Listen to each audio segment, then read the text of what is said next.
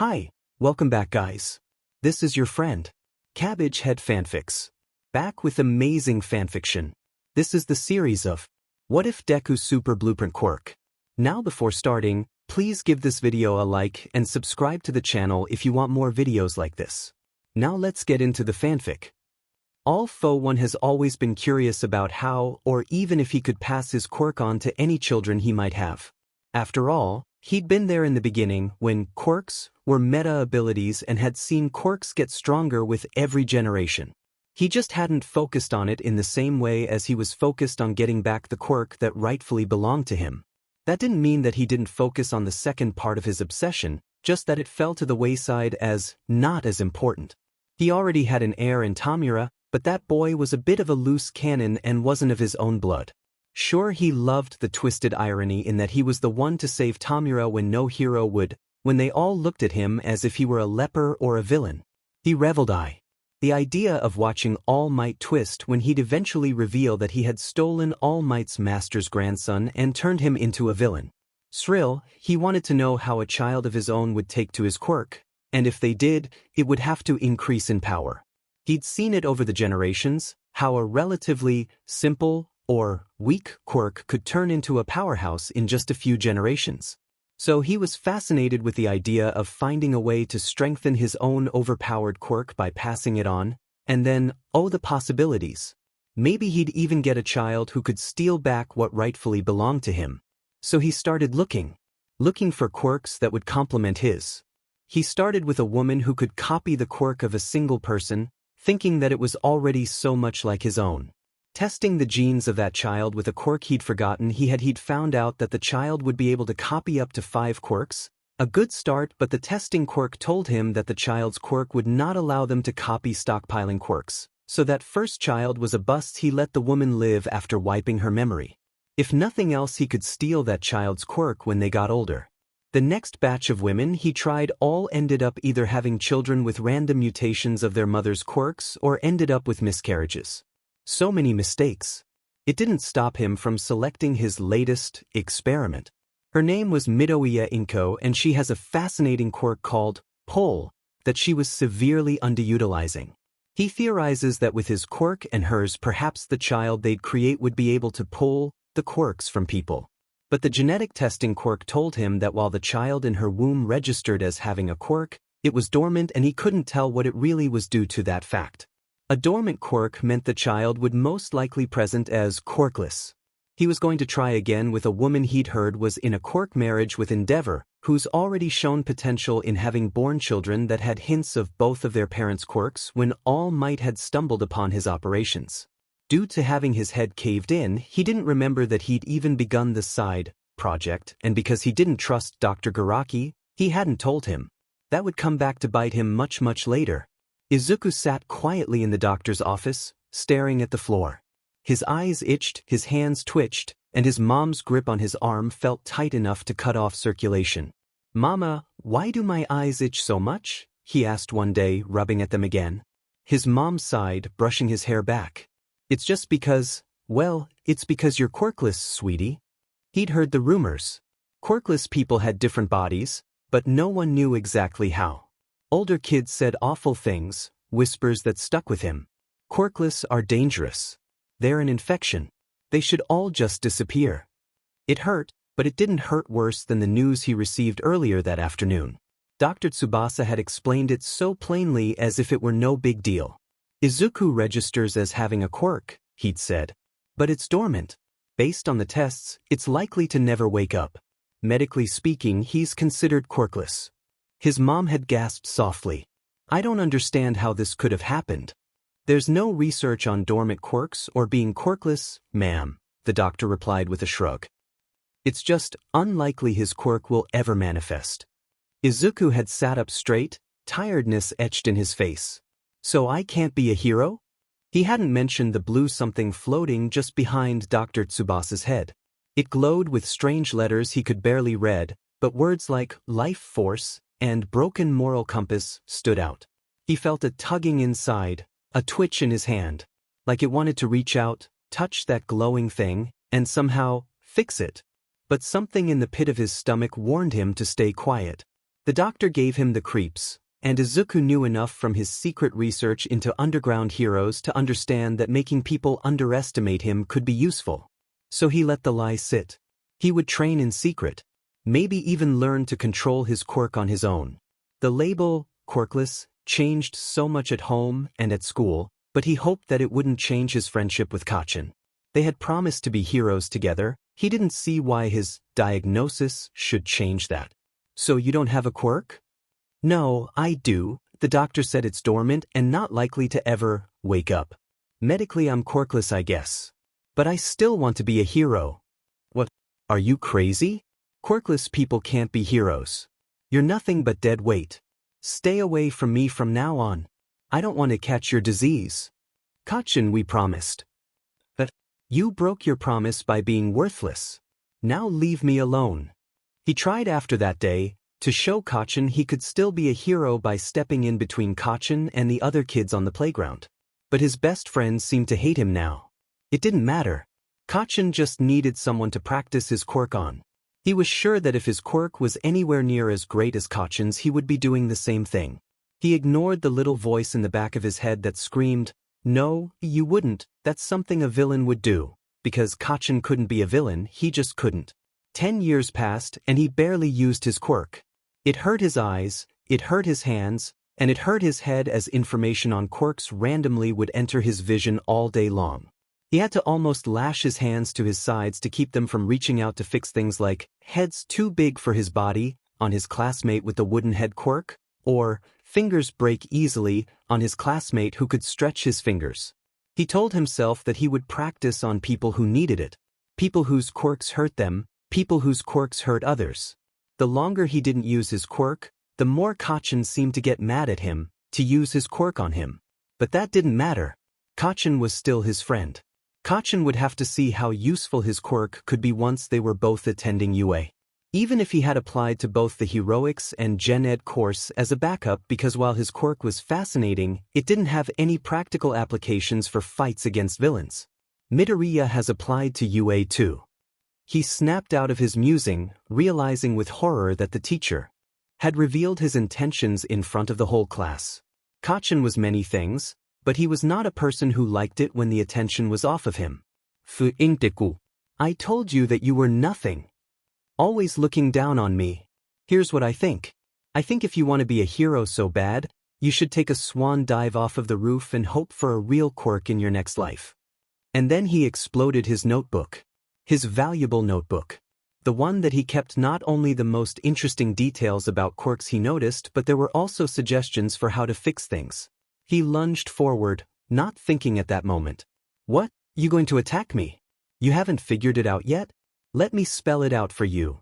Kacchan put his sparking hands on his shoulders, smirking gleefully as the smell of barbecue and caramel hit his nose. You are nothing but a pebble under my feet and you'll never be anything more. He screamed as Kacchan kept his hot hands on his shoulders. Through his tears, he saw the blurry outline of Kacchan's blueprint. Quirk causes increased anger. With a wobbly hand, he reached out and touched both Kacchan and the edge of the blueprint, changing it to read, Quirk causes harm to the user when used to harm others, and then it's Kacchan screaming louder than he was. He barely noticed when the paramedics came and carted Kacchan off, ignoring that he was feeling hurt as well. He didn't know exactly what he had done, but he suspected. His quirk had to have caused that change in Kacchan. Katsuki could feel it again, like his entire body was boiling from the inside out. Sweat poured off him, soaking the hospital sheets, but it didn't bring any relief.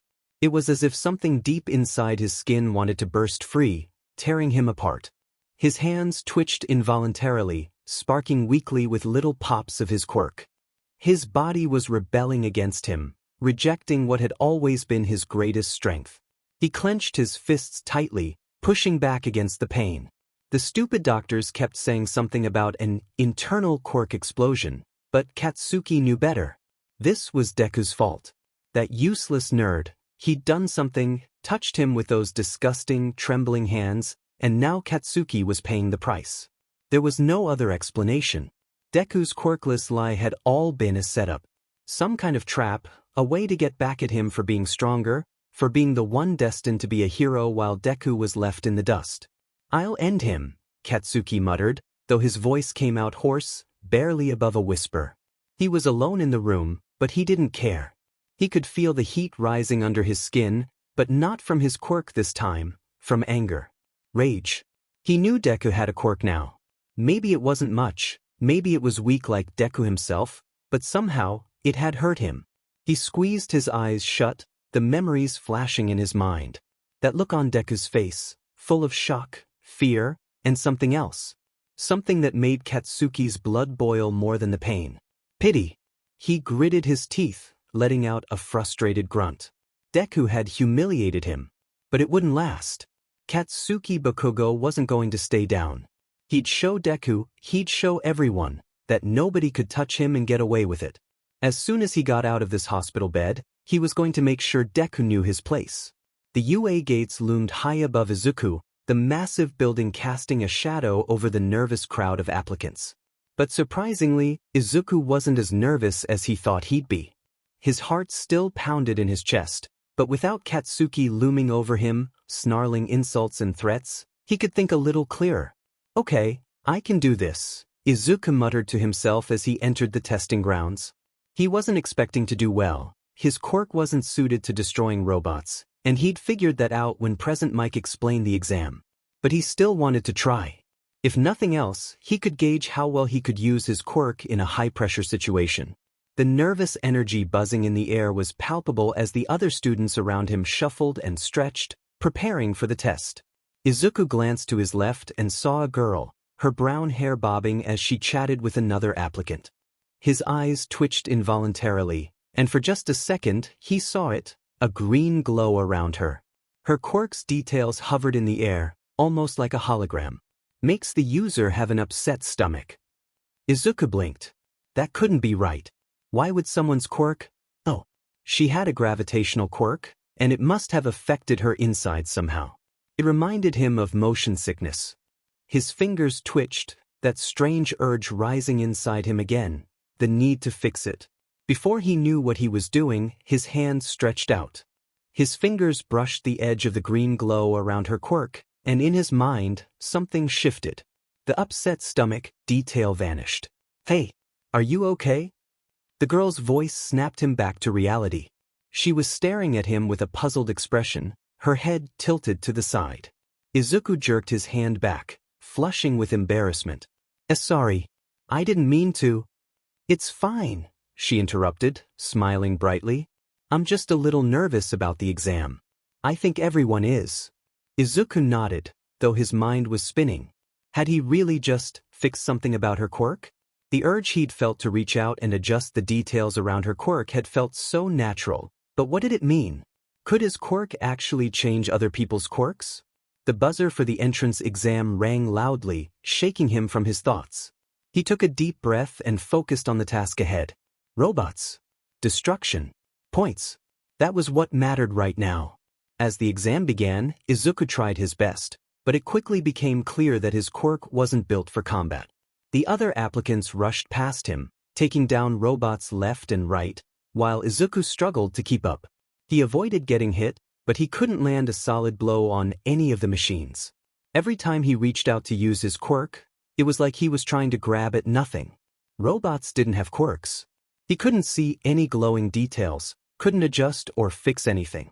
By the time the exam ended, Izuku was panting and covered in sweat, his heart sinking.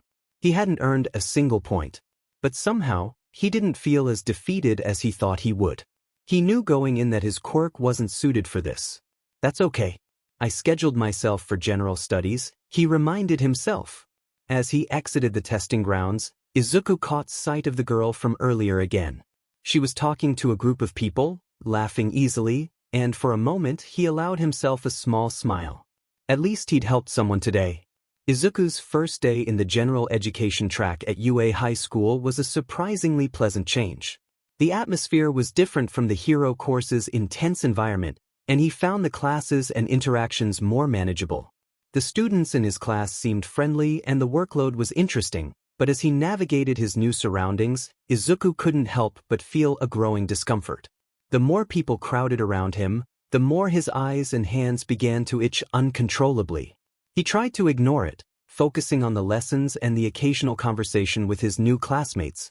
Despite his best efforts to keep his quirk under control, the sensations were impossible to ignore. He almost felt like lashing his fists to his sides as his hand twitched every time he saw quirks that weren't being used to their full potential. But he'd promised himself that he wasn't going to use his quirk unless it was necessary or if the quirk was harmful to others or harmful to the user. He didn't want to be a villain by just going around, willy-nilly, and changing everyone's quirks just because. That felt like it'd be such a violation. Still, he ached to ask the questions, especially when he saw voice can be used through humming next to present Mike's name, and he wanted so badly to tell the man just in case he didn't know already. It was better that people still thought he was quirkless, as his mother still wouldn't allow him to change the registration, and he still thought that it was better to remain under the radar. He'd be able to help so many more people that way anyway.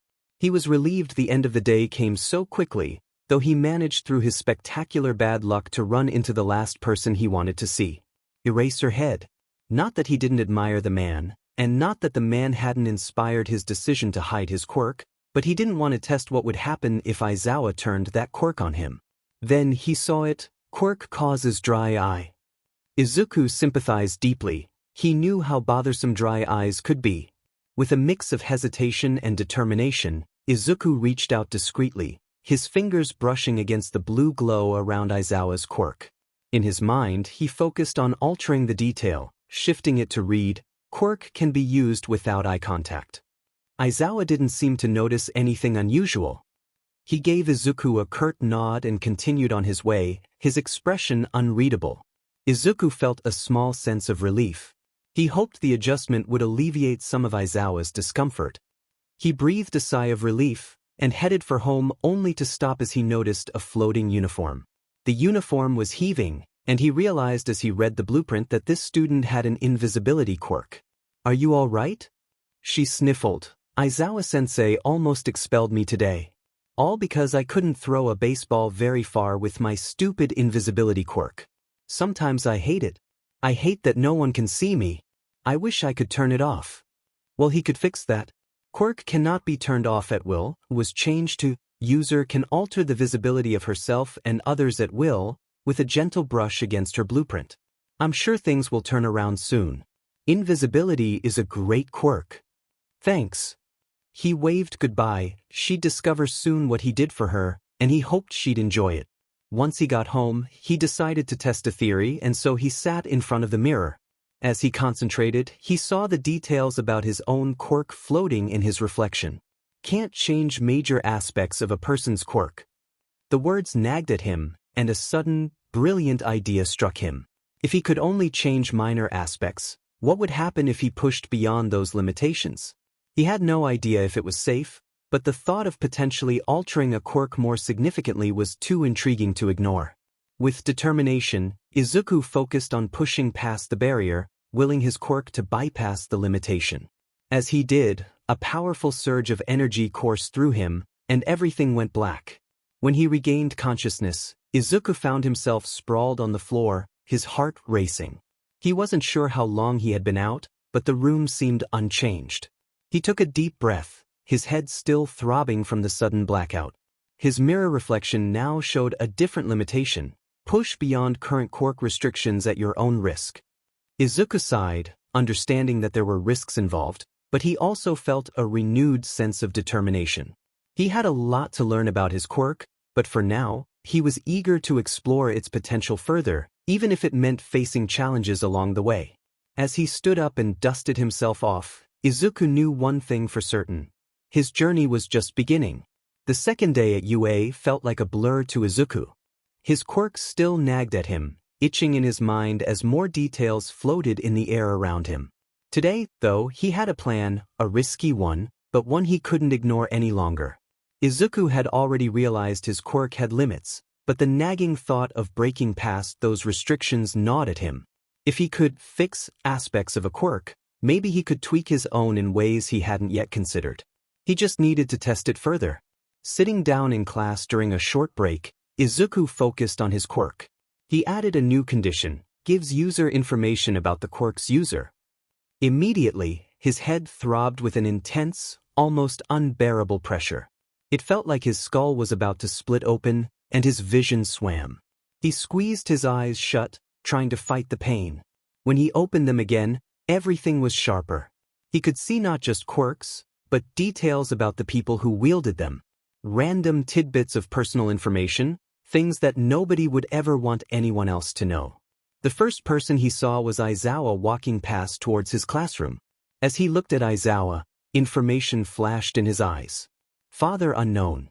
Secondary telekinesis quirk. Izuku blinked in shock. Telekinesis?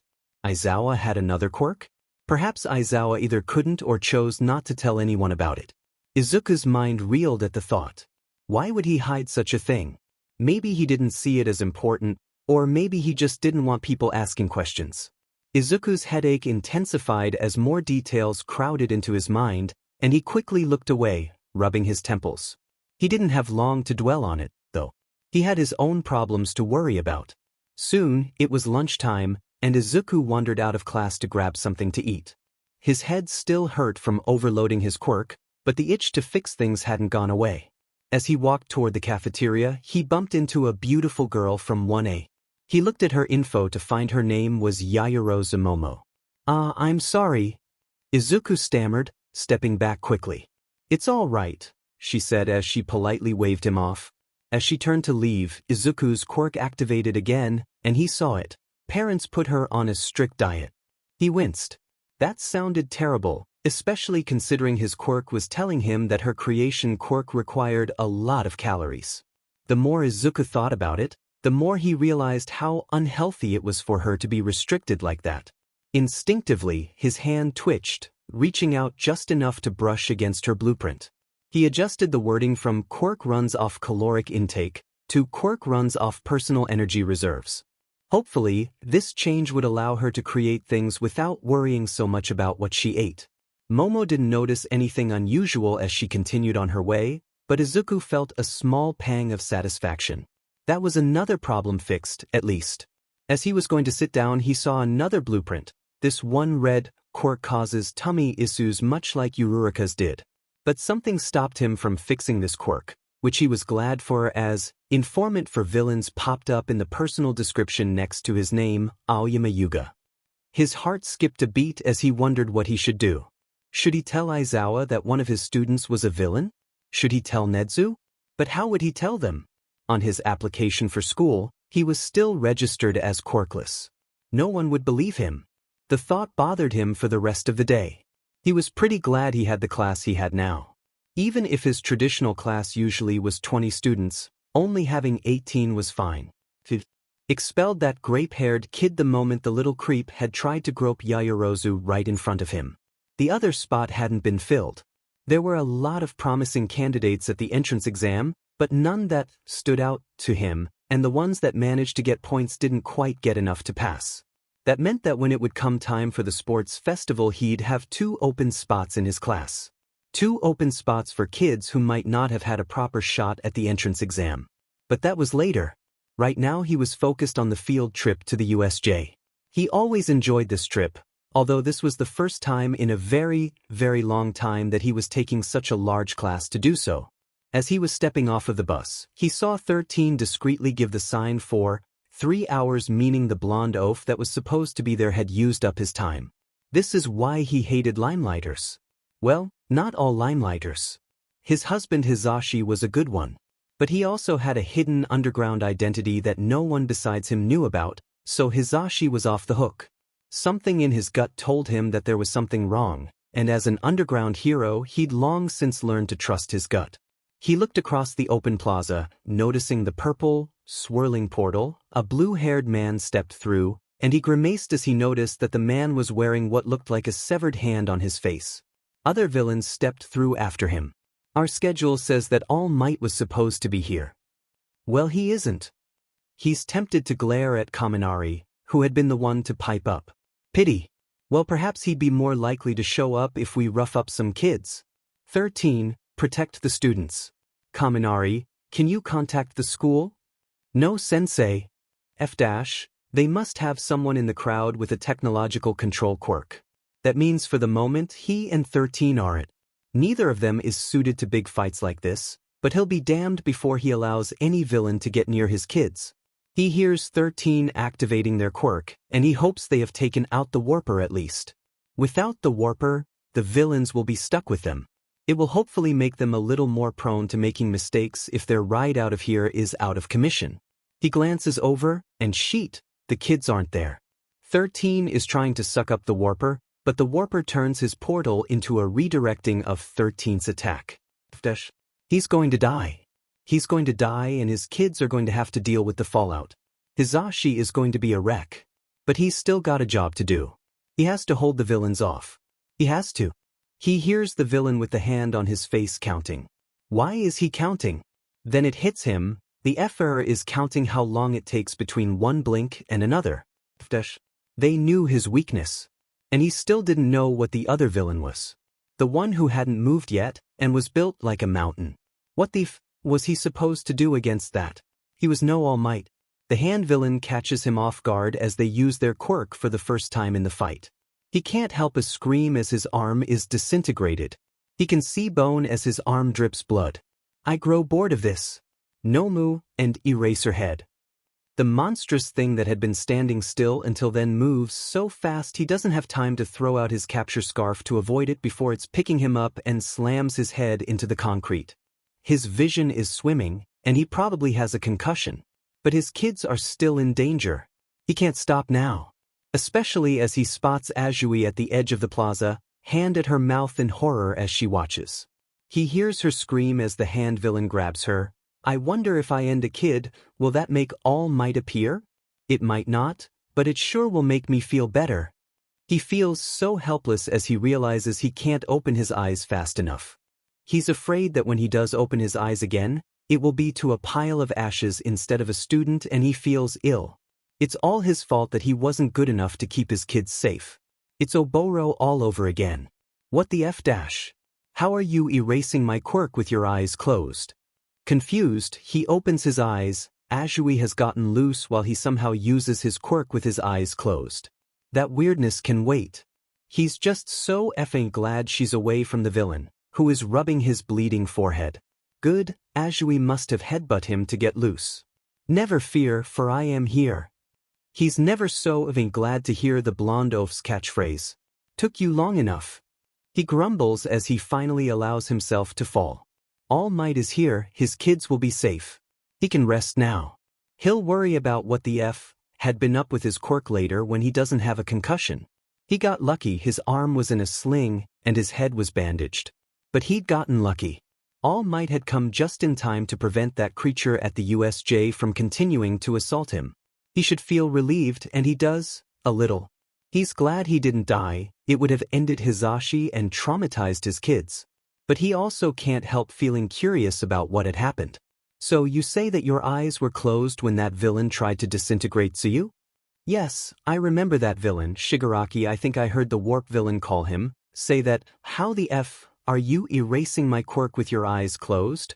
And I know that they were closed because I was so scared that I'd lost another one, that when I opened my eyes there would be nothing but ash.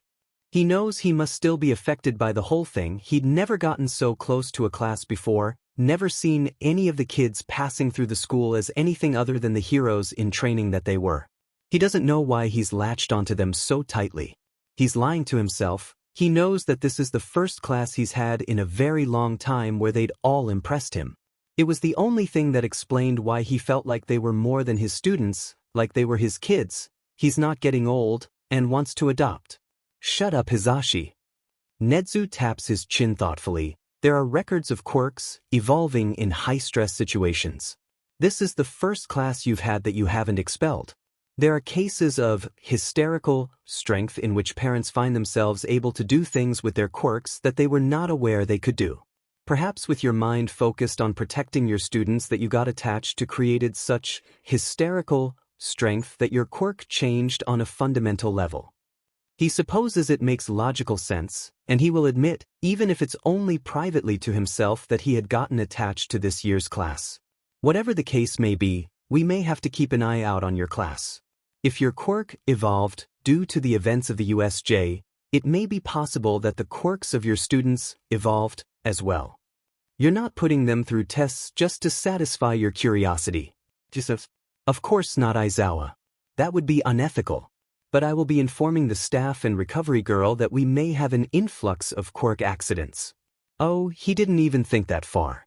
He's had years of experience with erasure, and it was still a surreal experience when he realized something had changed about his quirk. He winces as he realizes his kids are in for a rough ride. Izuku hadn't meant to get dragged with the rest of his class to bug Class 1A about the whole being attacked by villains thing.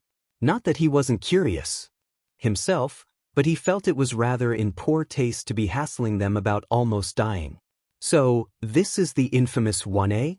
He hears and does a double take, then he rubs his eyes. But nope, the information next to the name Monoma Nedu remains the same, Izuku Midoriya's half-brother. He felt his heart pound in his chest. What? But Mom said his dad had skipped off to the US before he was born. How could Monoma be his half-brother if that was the case?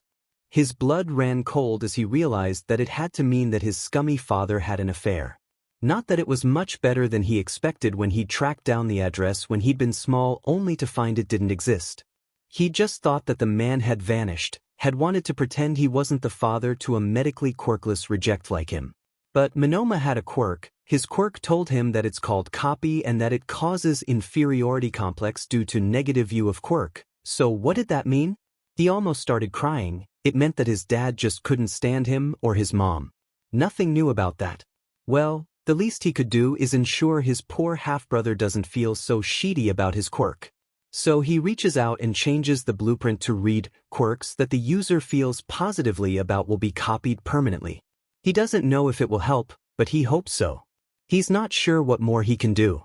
It's not like he can walk up to Monoma and tell him, "Hey, I'm registered as quirkless, but I have a secret quirk that allowed me to see that you're my half-brother." He'd be laughed right into the loony bin. No, it was better if he kept that information to himself. Even if it did hurt. Walking home, he is so distracted by the day's events he doesn't even register it as someone yanks him back by the collar of his shirt and slams him up against the wall. The wind was knocked out of him, and he struggled to suck in air as he looked up into the familiar, furious face of Bakugo Katsuki. His old friend, his childhood tormentor, and now, his attacker. Shitty effing Deku. Because of you, I missed the entrance exam. You should have just realized your place as a pebble beneath my feet. A villain like you should be put down. I don't know what you're talking about. I didn't do anything to you. You think I forgot? I know that I've never had pain when using my quirk on you before. You had to have done something, you FING villain. I bet you felt so good pretending to be a weak, useless Deku. You always looked down on me, didn't you? Little freak. But I see what you are, I've always seen. You're a worthless, stupid villain, and you know what heroes do to villains, don't you? Izuku's stomach twisted in knots as the words hit him. He had always feared this confrontation, always dreaded the day Bakugo would take things too far. And now here they were, his former friends standing before him, radiating with barely contained rage. For a moment, a flicker of that childhood memory danced in Izuku's mind. The Bakugo who, for a brief time, had been his hero. But when he looked into Bakugo's eyes now, all he saw was hatred. His quirk stirred in response, and the familiar sensation washed over him. Izuku's vision sharpened, and Bakugo's blueprint appeared in front of him. Would go villain if it meant he was number one. Izuku's breath caught in his throat. His mind whirled. Was this really who Bakugo had become? Could he honestly turn into a villain just to satisfy his thirst for power? The thought terrified Izuku, but at the same time, it filled him with a sense of dread that he couldn't ignore. Bakugo's quirk was dangerous, and if he went rogue, I can't let that happen, Izuku whispered under his breath. His fingers twitched, brushing against the invisible blueprint, his mind racing. Do I fix it? Can I even do that to someone who was once my friend? Bakugo's voice broke through Izuku's thoughts. Quit muttering, Deku. He pulled Izuku closer, his breath hot with fury.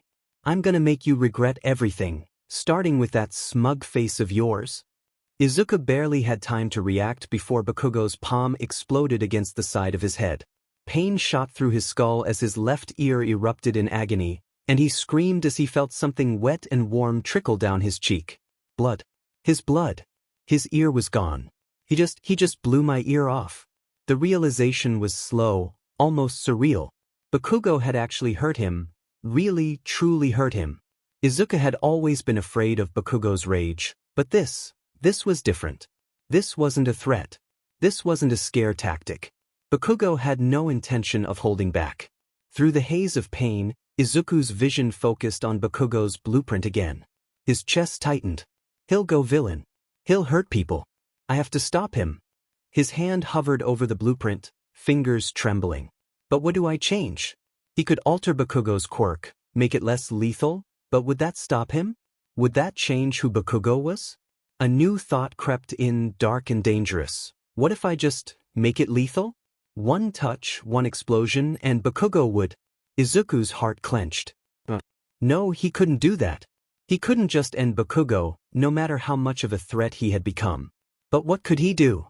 What could possibly stop this relentless anger, this need for superiority that drove Bakugo to such extremes? His fingers brushed against the blueprint once more, and for a moment, Izuku hesitated. He wanted to reach for that little kid who used to laugh with him, who used to dream of being a hero. He wanted to believe that Bakugo could still change, that the boy who had once been his friend wasn't completely gone. But as Bakugo raised his hand for another strike, the look in his eyes, cold, calculating, made it clear. That kid was long gone. Izuku closed his eyes, steeling himself for what he had to do. His quirk responded, and with a swift mental adjustment, he changed Bakugo's blueprint. Not to make his quirk lethal, not to hurt him, but to remove the part of Bakugo that sought power at any cost.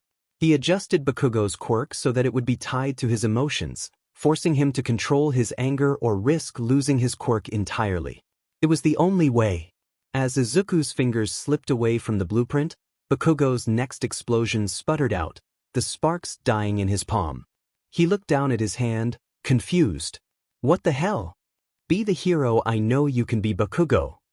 He said simply as he walked away. He just didn't have the energy to do anything else. Izuku's legs had felt like lead as he stumbled away from Bakugo. His vision blurred, not just from the pain of his lost ear but from the overwhelming exhaustion that had settled in his bones. Every step felt like a monumental effort, his body refusing to cooperate with his fractured mind. The blueprint he'd just altered lingered in his thoughts, the guilt of tampering with someone's essence gnawing at him. But what else could he have done? He had to stop Bakugo, even if it meant taking away a part of him. His left side burned, the absence of his ear leaving an unrelenting throb in its wake. Blood still trickled down his neck, soaking into his collar, but Izuku couldn't bring himself to care. The world around him felt muted, distant, like he was walking through water, slow and detached. He was almost glad when he sunk into bed that his mother was absent again, that when he woke up in the morning she wasn't there to scold him for something that once again wasn't his fault. He shook his head, everything still felt muddled as he grabbed his backpack and headed for school, ignoring the stairs as he sat on the train, ignoring the ringing and the pain as he slowly sat at his desk. He wondered if he could ask Present Mike to have a nap. A nap sounded good. Why was he still so tired? Midoriya. The voice was loud, cutting through the haze that surrounded him. He blinked, his eyes refocusing just in time to see Present Mike rushing toward him. His normally boisterous demeanor was gone, replaced by concern. The pro-hero grabbed Izuku by the shoulders, steadying him. "Kid, you're bleeding all over the place." Present Mike's voice was lower than usual, more serious. "What happened? Who did this to you?" Izuku opened his mouth to answer, but no words came out. His thoughts were too jumbled, too confused to form a coherent response. All he could do was shake his head, the motion sending a fresh wave of pain through his skull. Oh, that's right. He'd been so shaken he hadn't fixed himself up the way he always did. Mick's eyes widened as he took in the damage. "We need to get you to recovery, girl. Now." Izuku felt himself being half-dragged, half-carried toward the school building. He didn't resist, didn't even have the strength to argue. His body moved on autopilot, his mind retreating further into itself as he tried, and failed, not to think about everything that had happened. By the time they reached the infirmary, Izuku's legs gave out completely. He collapsed onto one of the beds, his vision swimming as the world tilted dangerously to one side. He barely registered recovery girl bustling around him, her soft words of reassurance blending into the background noise. Her quirk kicked in moments later, knitting his wounds together, but the emptiness inside him remained. Now he was even more tired, and he could see from the look on Mick's face that there would be questions he didn't know how to answer. He slips into a deep sleep, only awakening when he hears a voice saying, "You can't keep doing this, Toshinori. You have to choose a successor." He cracks one eye open, surprised to see both Night Eye and All Might of all people arguing by the door. He thinks he shouldn't be eavesdropping, but Night Eye is being very loud. "I can keep going. How many hours are you down to now, Toshinori? Tell me honestly that fight with the creature all the news is talking about didn't cut your time down again." "You can't, because I've seen it. I told you that you were going to face a monster you couldn't win against. I didn't think the monster was going to be your stubborn pride." "Please, Mirai, I don't want to argue about this anymore." "Fine, be that way. See if I care. I'm done trying to get you to see sense. If you want to die so badly, so be it. But I won't stand by watching you ruin yourself without thinking about the consequences any longer. This is where we part, Toshinori. If you need me for a case, I can be a professional, but I can't be your sidekick if you won't let me support you. Call me if you change your mind." He hears the footsteps leaving and watches as a skeletal form walks in the door and his breath is taken aback. Next to the name All Might / Toshinori Yagi is the information Quirk is taking his life force to sustain muscle form and is going to die. Night Eye wasn't lying. It's like a punch to his gut. How can a man that has been the rock for so many people's hopes and dreams be dying? Night Eye is right, and Izuku knows he's the only one that can fix it. But so soon after what had happened with Bakugo? Could he really be thinking of altering more people? But he'd done so much good with it, he was sure of it. Surely it couldn't be anything other than good to make sure Yaoyorozu's quirk wouldn't rely on calories that her parents weren't providing. Surely it was a good thing that Hagakure would be able to turn off her invisibility. Surely it was a good thing that he helped his half-brother so that he'd see his quirk as a good thing. Even messing with Bakugo could be defined as being a good thing. If he had left things the way they were, Bakugo would have become a villain with a powerful quirk and he'd never be repentant about it. Without the ability to use his quirk, maybe Bakugo would become a better person, maybe he wouldn't, but at least he couldn't hurt anyone else. The heroic thing to do would be to help. Even if he could never tell anyone. Even if he eventually got caught and people hated him or called him a villain for using his quirk on them without permission, he'd long since decided this was the road he'd walk. So he reached out for All Might's blueprint and put quirk runs off of users' adrenaline. That should work temporarily. The info he got about All Might's quirk says that one for all can be passed on. Perhaps he can start helping All Might find someone to pass his quirk to so that he can rest. He may still feel weird about his quirk, about manipulating people, but he was helping them. That's all that mattered to him. Aizawa watched his students as they trained for the upcoming sports festival, a task that normally wouldn't hold much of his attention. In previous years, he would stand on the sidelines, occasionally offering a hint or two to those who asked for help. He might be a spotter or give advice on improving their quirk usage, but nothing more. This year was different, though. Everything was different. Ever since the USJ attack, Aizawa had been keeping a much closer eye on his students. Not just because of the trauma they'd experienced, but because of something even more unsettling. Quirk mutations. And after his own quirk had changed during the attack, Nedu had made it clear that his students could be on the verge of similar transformations. He sighed, scanning the training grounds more intently than usual, making sure to catch every detail. His eyes landed on Yaoyorozu, who was practicing her reaction time by creating various objects in rapid succession. She had excelled at understanding the composition of things, but her confidence and the limitation imposed by her quirk's dependency on caloric intake had held her back. However, today something felt off. Aizawa slowed his pace, his gaze narrowing. She was frowning at the pile of weapons she had just created. No, was still creating. Object after object materialized in front of her, each more intricate than the last. He waited for her to reach her limit, to show the familiar signs of exhaustion from overexertion. But those signs never came. That's not right, Aizawa thought, already mentally noting it down. Her quirk was clearly mutating, but it wasn't causing her harm, at least not visibly. He decided to address it with her later, privately, as Nedu had suggested when discussing possible mutations. No need to alarm her just yet. He moved on, his mind already prepared for the next revelation. He was sure Yaoyorozu wasn't the only one affected. A sudden shout rang out from across the training grounds. "Sensei!" Aizawa's head whipped around, his capture weapon ready in an instant.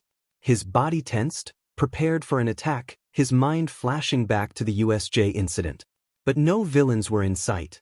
Instead, Uraraka stood by the weightlifting area, staring wide-eyed at a 1,000 pounds weight suspended in the air above her. She didn't look ill, nor did she seem on the verge of vomiting, something Aizawa knew her quirk usually triggered when she used it on large objects. Another mutation, Aizawa thought, watching her carefully. Uraraka was known for getting nauseous whenever she used her quirk on heavy items, but today she looked perfectly fine. "I'm not sick," Uraraka exclaimed, her voice filled with confusion and excitement. "I don't feel sick at all." Aizawa made another mental note. That was 2 students now. 2 quirks had clearly mutated since the USJ. And both had mutated in ways that made their quirks stronger, less restricted. He kept moving, though the unease in his chest continued to build. "Sensei!" a different voice screamed, cutting through the air. Aizawa instinctively prepared for the worst, but what he saw next made him pause, his mind struggling to process the scene in front of him. Hagakure, or at least what should have been Hagakure, stood in front of a mirror. For as long as Aizawa had known her, he had only ever seen her uniform, her body forever invisible since her quirk activated. But now, "I'm visible!" Hagakure cried, tears streaming down her face as her form flickered in and out of sight. Her reflection shimmered in the mirror, revealing glimpses of her true self, something none of them had ever seen before. She was openly weeping, the shock and emotion overwhelming her as her body alternated between visibility and invisibility. Aizawa stepped closer, his heart heavy with the weight of the situation. Hagakure's quirk had never allowed her to turn visible. Ever. And now, she was gaining control over it, albeit unintentionally. That made 3 quirk mutations. 4 if he counted his own. All of them were students with quirks that were difficult or limiting in some way. And all of them had experienced changes that seemed to remove those limitations. "I can handle this," Aizawa told himself. He had to. "Yaoyorozu, Hagakure, Uraraka, come with me," he called out, his voice steady. "Ida, you're in charge until I get back." When they arrived at Nezu's office, Aizawa wasn't surprised to see the principal waiting, but what did surprise him was the presence of Vlad King, the Class 1B teacher, already there, looking troubled. "What are you doing here?" Aizawa asked, his tone clipped but not intentionally rude. He didn't have time for interruptions, not when his students' quirks were changing so drastically. Vlad glanced at Nezu before answering. Have any of your students' quirks been acting strange?" Aizawa's heart sank. He couldn't be hearing this. "Which one of your students?" he asked, already knowing the answer wouldn't be good. "Minoma," Vlad replied, frustration lacing his words. "He usually has a time limit on his quirk. Today, I let him copy mine so he could practice using a quirk that requires more finesse." Aizawa's eyes narrowed. "And now he doesn't have the time limit?" Vlad sighed, shaking his head. "No, he does. For every other quirk he copied. But for mine? He's had it the entire time we were training. Over an hour now." Aizawa's pulse quickened. "Does he still have it?" Vlad nodded grimly. "He still has it." Aizawa's mind raced. Minoma hadn't been at the USJ. He'd been nowhere near the attack, so how was his quirk mutating? What could have triggered it? That's when an old urban legend crept into Aizawa's thoughts, something the underground heroes whispered about. The boogeyman, a figure from myth who could take or give quirks at will. Aizawa had never believed in it. It was just a story told to spook new recruits. But now, it felt too coincidental to ignore. For students had experienced quirk mutations that made their abilities stronger, less restrictive. Including Minoma, whose mutation defied the trauma-based explanation. Could the boogeyman be real? Could someone, or something, have been altering quirks on purpose? Aizawa clenched his fists, his unease growing. If it was a villain, what was their motive? Why make these changes that, so far, only seem to help the students? What would they want in return? He looked at Nedu, who had been quietly observing the entire exchange. We need to investigate this thoroughly. If someone is messing with their quirks, we can't afford to leave any stone unturned. Nedu nodded, his eyes sharp with understanding. Agreed, Aizawa. We need answers and we need them fast. As Aizawa walked out of the office with his students, a chill ran down his spine. Whatever was happening, it wasn't over yet. And he had a feeling they were only scratching the surface of something much bigger. At the start of every new semester, he always had his eye out for the kids in his classroom. There were always a few problems. Some kids that felt Gen Ed was beneath them but never made an effort to train their quirks or their bodies. He couldn't really help those ones besides mentioning often how there was an opportunity to be transferred. Some would listen, most wouldn't. There were the kids in his class that would end up there after his husband booted them to Gen Ed after deciding they needed a wake-up call. He always ensured those ones got both one-on-one counseling with Hound Dog, or that he took them aside to try to get them to see that it was a mercy. Mercy in that his husband always had a reason for deciding a person had no potential. Of the whole class he'd expelled the year previous, 8 his husband had expelled from the school for quirkist behavior. His husband had told him about how they dared think that just because he didn't hover around the changing room that meant those 8 students, all with flashy, powerful quirks, could hold down and beat on what would have been a classmate of theirs because his quirk, laser eyes, wasn't a very strong one. The kid they'd held down had asked to be transferred. The rest of the kids had stated outright when Shoyuta had been willing to go through with his assessment test their rather flimsy reasons for wanting to be heroes. Shoyuta would never allow a student to go through his class with the attitude that, I just want the attention. The other students he always kept an eye out for were the ones that faced abuse. All of the teachers in Nezu's school had to go through the training to spot it. But beyond that, he and his husband had unique looks into abuse. His own quirk had been so damaging as a kid he'd been muzzled.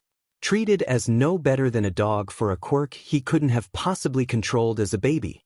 As for Shoyuta, well, if people were kind they called him creepy, and people were rarely kind to the odd, quiet, serious child that had a villain's quirk that took away theirs. So when this year he heard from Nedu he's getting his first quirkless student, well, he's already on the lookout. He and his husband both knew the statistics for quirkless people. His husband despaired every time he came across a pair of those bright red shoes on a rooftop. But with fewer quirkless children being born every year, they'd never thought they'd encounter a quirkless kid, never mind having one in his class. So of course he keeps a close eye on his favorite little listener. Of course he pays attention to make sure no one gives the kid grief about the thing he probably wishes he could change. So far no one in his class is being a moron about the quirkless kid. Or they aren't doing so where he can see or hear it. Then the kid had walked in, looking dazed, his attention everywhere but the classroom, and his heart had almost stopped when he realized why. Izuku, his favorite little listener, his sunshine, was missing an ear. Blood was streaming down Izuku's left side as he sat there, looking like he thought it was just another school day rather than that someone had attacked Izuku. Someone had attacked his kid, his sunshine kid. He'd never moved so fast in his career, except when Shoyuta had been injured during the USJ incident. Even then, his husband had been spared life-threatening injury by the simple fact that his husband's quirk had somehow mutated. Poor Izuku had no quirk to defend himself, nothing to stop whatever villain had decided that attacking the quirkless kid, his kid was okay. The first thing he did after the asking the kid to recovery girl to stop the bleeding was to make a report to Nedu, and then he'd had to leave his kid in the infirmary to go tell his kid's parents that their son had a permanent injury/disability. He'd have to arrange for a hearing exam once his kid was out of the infirmary. Poor kid was going to have so much more difficulty. He'd have to learn how to lip read, the same as he had when his own hearing had blown out due to his quirk. His kid would probably be needing physical therapy too. The ears were responsible for balance after all, and now his kid was missing one. The whole way over to what was on file for the kid's apartment he'd been wondering something though. What kind of parents didn't notice such an injury? What kind of parents let their kid walk out the door missing a body part like that was normal? Red flags to watch out for, that was for sure. When he gets to the apartment, he sees there are moving men walking up and down the ancient-looking stairs. His gut rolls. But he keeps going. He makes it to the last apartment on the top floor. The door is wide open, and a green-haired, slightly pudgy woman stares him up and down. "You're not one of the movers." "No, I'm not," he says simply. "Mrs. Midoriya, I'm Hisashi Yamada and I'm Izuku's homeroom teacher. I've come because there was an incident today." He flinches as he says the word incident, like Izuku had merely stubbed a toe instead of having lost a body part. But he had tons of experience talking to civilians, and he knew sometimes you had to break these things slowly.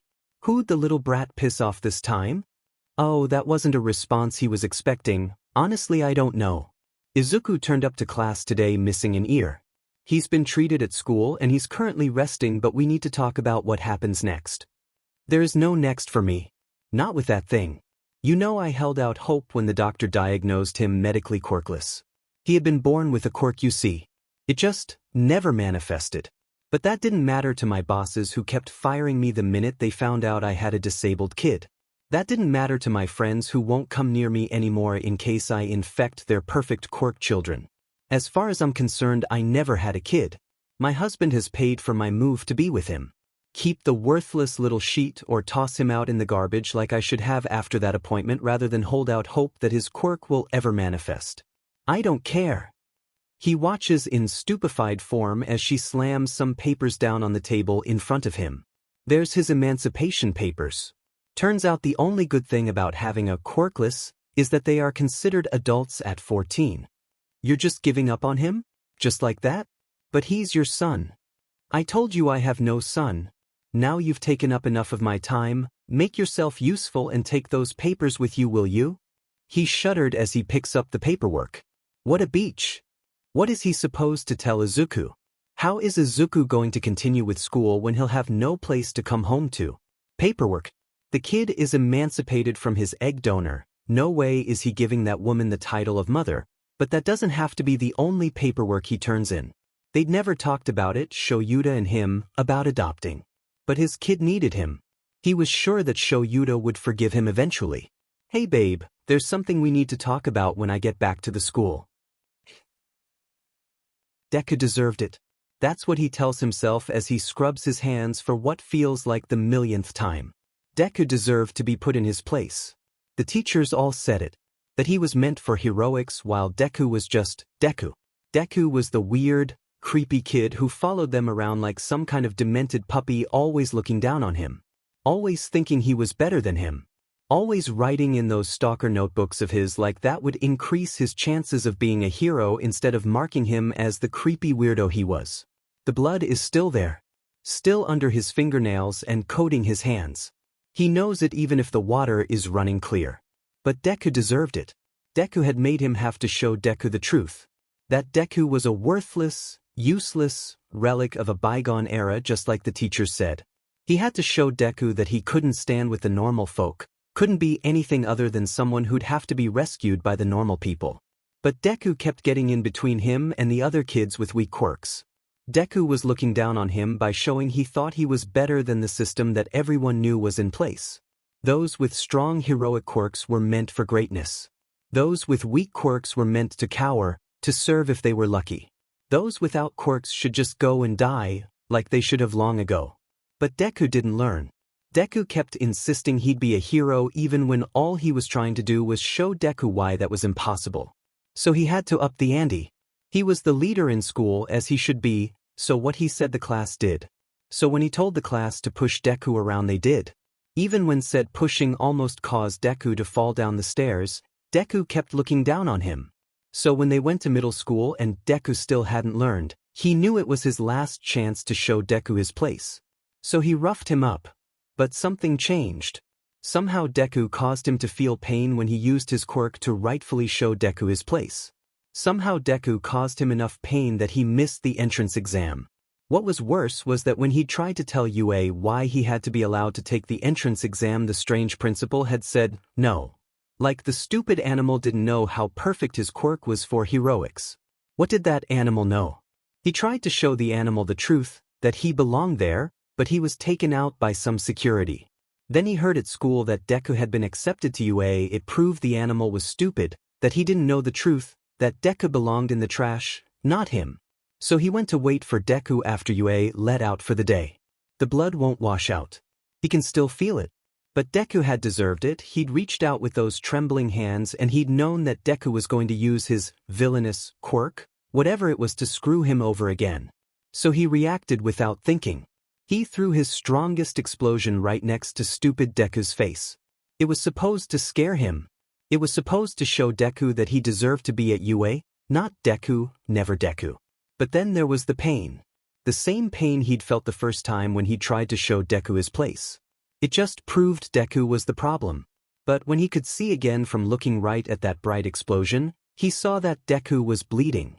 Deku was bleeding from his left side. Deku was missing an ear. Had he done that? He couldn't have. That was something a villain would do. He's not a villain. He was just trying to help Deku. Deku was the one who was too stubborn, too stupid to learn his place. But the blood is still there on his hands. His hands that caused the explosion. His hands that had aches long after Deku had limped away, looking just as stunned as he felt. Deku had deserved it, hadn't he? Deku had changed something about his quirk that caused him pain when using it on Deku like Deku deserved. But the blood was still on his hands. He'd done that. He'd crippled Deku in a permanent way. He hadn't been heroic in that moment. He can see that as he remembers the look on Deku's face as Deku realized that he was going to try to scare Deku straight. But the blood was still on his hands. Deku hadn't forced him to use an explosion so close to Deku's face. Deku hadn't grabbed his hand. Deku hadn't protected himself. Deku had been a civilian in that moment. A stupid civilian that didn't know he was just trying to save them, but a civilian nonetheless. Heroes didn't hurt civilians. Heroes don't have the blood of civilians on their hands. Heroes didn't have the blood of civilians staining their hands. But the blood was still there.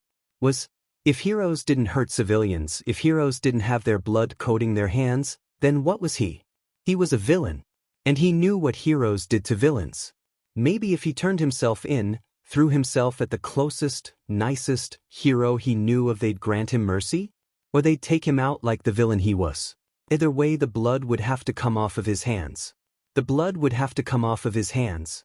The blood would have to wash away, right? It's really weird as it? Eureka started, the idea that what we experienced at the USJ could fundamentally change our quirks. I don't know how to feel about it personally. Finding out that her quirk now ran on how tired she had been an experience she certainly hadn't been expecting when she'd woken up this morning. I mean, it's kind of interesting that my quirk is now dependent on how much energy I have, but I kind of wish it had changed. What do you mean, Yayarozu? You can call me Momo. All my friends do, she smiled, then frowned. My parents had me on a strict diet. Sure, it sounds harsh, but we'd learned through trial and error which foods and which amounts of calories were needed for most efficient use of my quirk. Now that it runs off of my energy, it'll be trial and error all over again. I'm frustrated that it happened. Well, I don't know how to feel about it either, Eureka said. Of course I can't help but be glad I'm not vomiting all the time, but it feels like I've been handed something without earning it. Is it weird to feel that way? No weirder than feeling grateful that my quirk changed so that for the first time since my quirk came in people can see me. You guys don't know what it's like to be terrified that you'll be left behind if there's an emergency. To have to learn to treat your injuries by feel because even you cannot see them. I'm not happy about the circumstances that caused it, but the result? For me, that is almost worth the price. Does that make me a horrible person? To be grateful that my teacher, my classmates, my friends almost died just so that I could be seen. Eureka shared a look with Momo and they both threw arms around her, bringing them all into a group hug. How about we all agree that this is weird and that anything we feel about this whole situation is valid? Okay. But anyone else feel strange about our teacher now having to basically be our guardian and having to stay with him because of our situation? And hadn't that been worse than the shock? It made sense, of course. Their quirks had mutated, meaning without supervision they could seriously harm their parents or anyone without meaning to. But it was still a shock. So you're taking Monoma? Vlad asks. After the whole shock had worn off, he'd had some time to think and plan. The rat was insisting that he had to move to a larger house as he would be needed to monitor the kids whose quirks had mutated. So now he was going to be the guardian for 4 of his students, and that wasn't touching what Hisashi had impulsively done in adopting another student. Not that he was mad about that. Not after hearing that the quirkless kid had been attacked and was now both homeless and missing an ear. That kid needed someone to care about him, so he couldn't be mad about Hisashi stepping up the plate. What he was mad about was that things were changing so quickly. That now he'd have to be both a mentor to a bunch of traumatized kids with no idea what their quirks could do. He'd also have to learn to be a dad to a traumatized quirkless kid. He sighed. I'd rather leave him with the support that he's built up with his class if I could, but he needs me just as much as the girls do. He needs someone who can turn off his quirks that he copies in case something goes wrong. I understand. I'm not happy about it, but I can see you're not happy about it either, and you're right. Monoma will need you. Well, make sure the kid knows he can always come visit his friends in 1B whenever he wishes. He sighs again as he heads for the infirmary. Now to tell his new kid that he'll be coming home to a new home. But Izuku stared at his legs as they swung back and forth under the infirmary bed. His body felt distant, his mind clouded with disbelief and anger. The dull throb in the side of his head where his ear used to be didn't help. Present Mick's voice broke through the haze, though the words felt muted, as if coming from underwater. Your mother gave up all rights to you, Mike said gently, trying to soften the blow. Izuku blinked. His hands clenched the fabric of his pants. Mom gave me up? Just like that? The thought swirled, unfamiliar and painful. Sure, he hadn't told her about his quirk, but he didn't think that was enough for her to leave him. What's going to happen to me? Am I going to be kicked out of UA?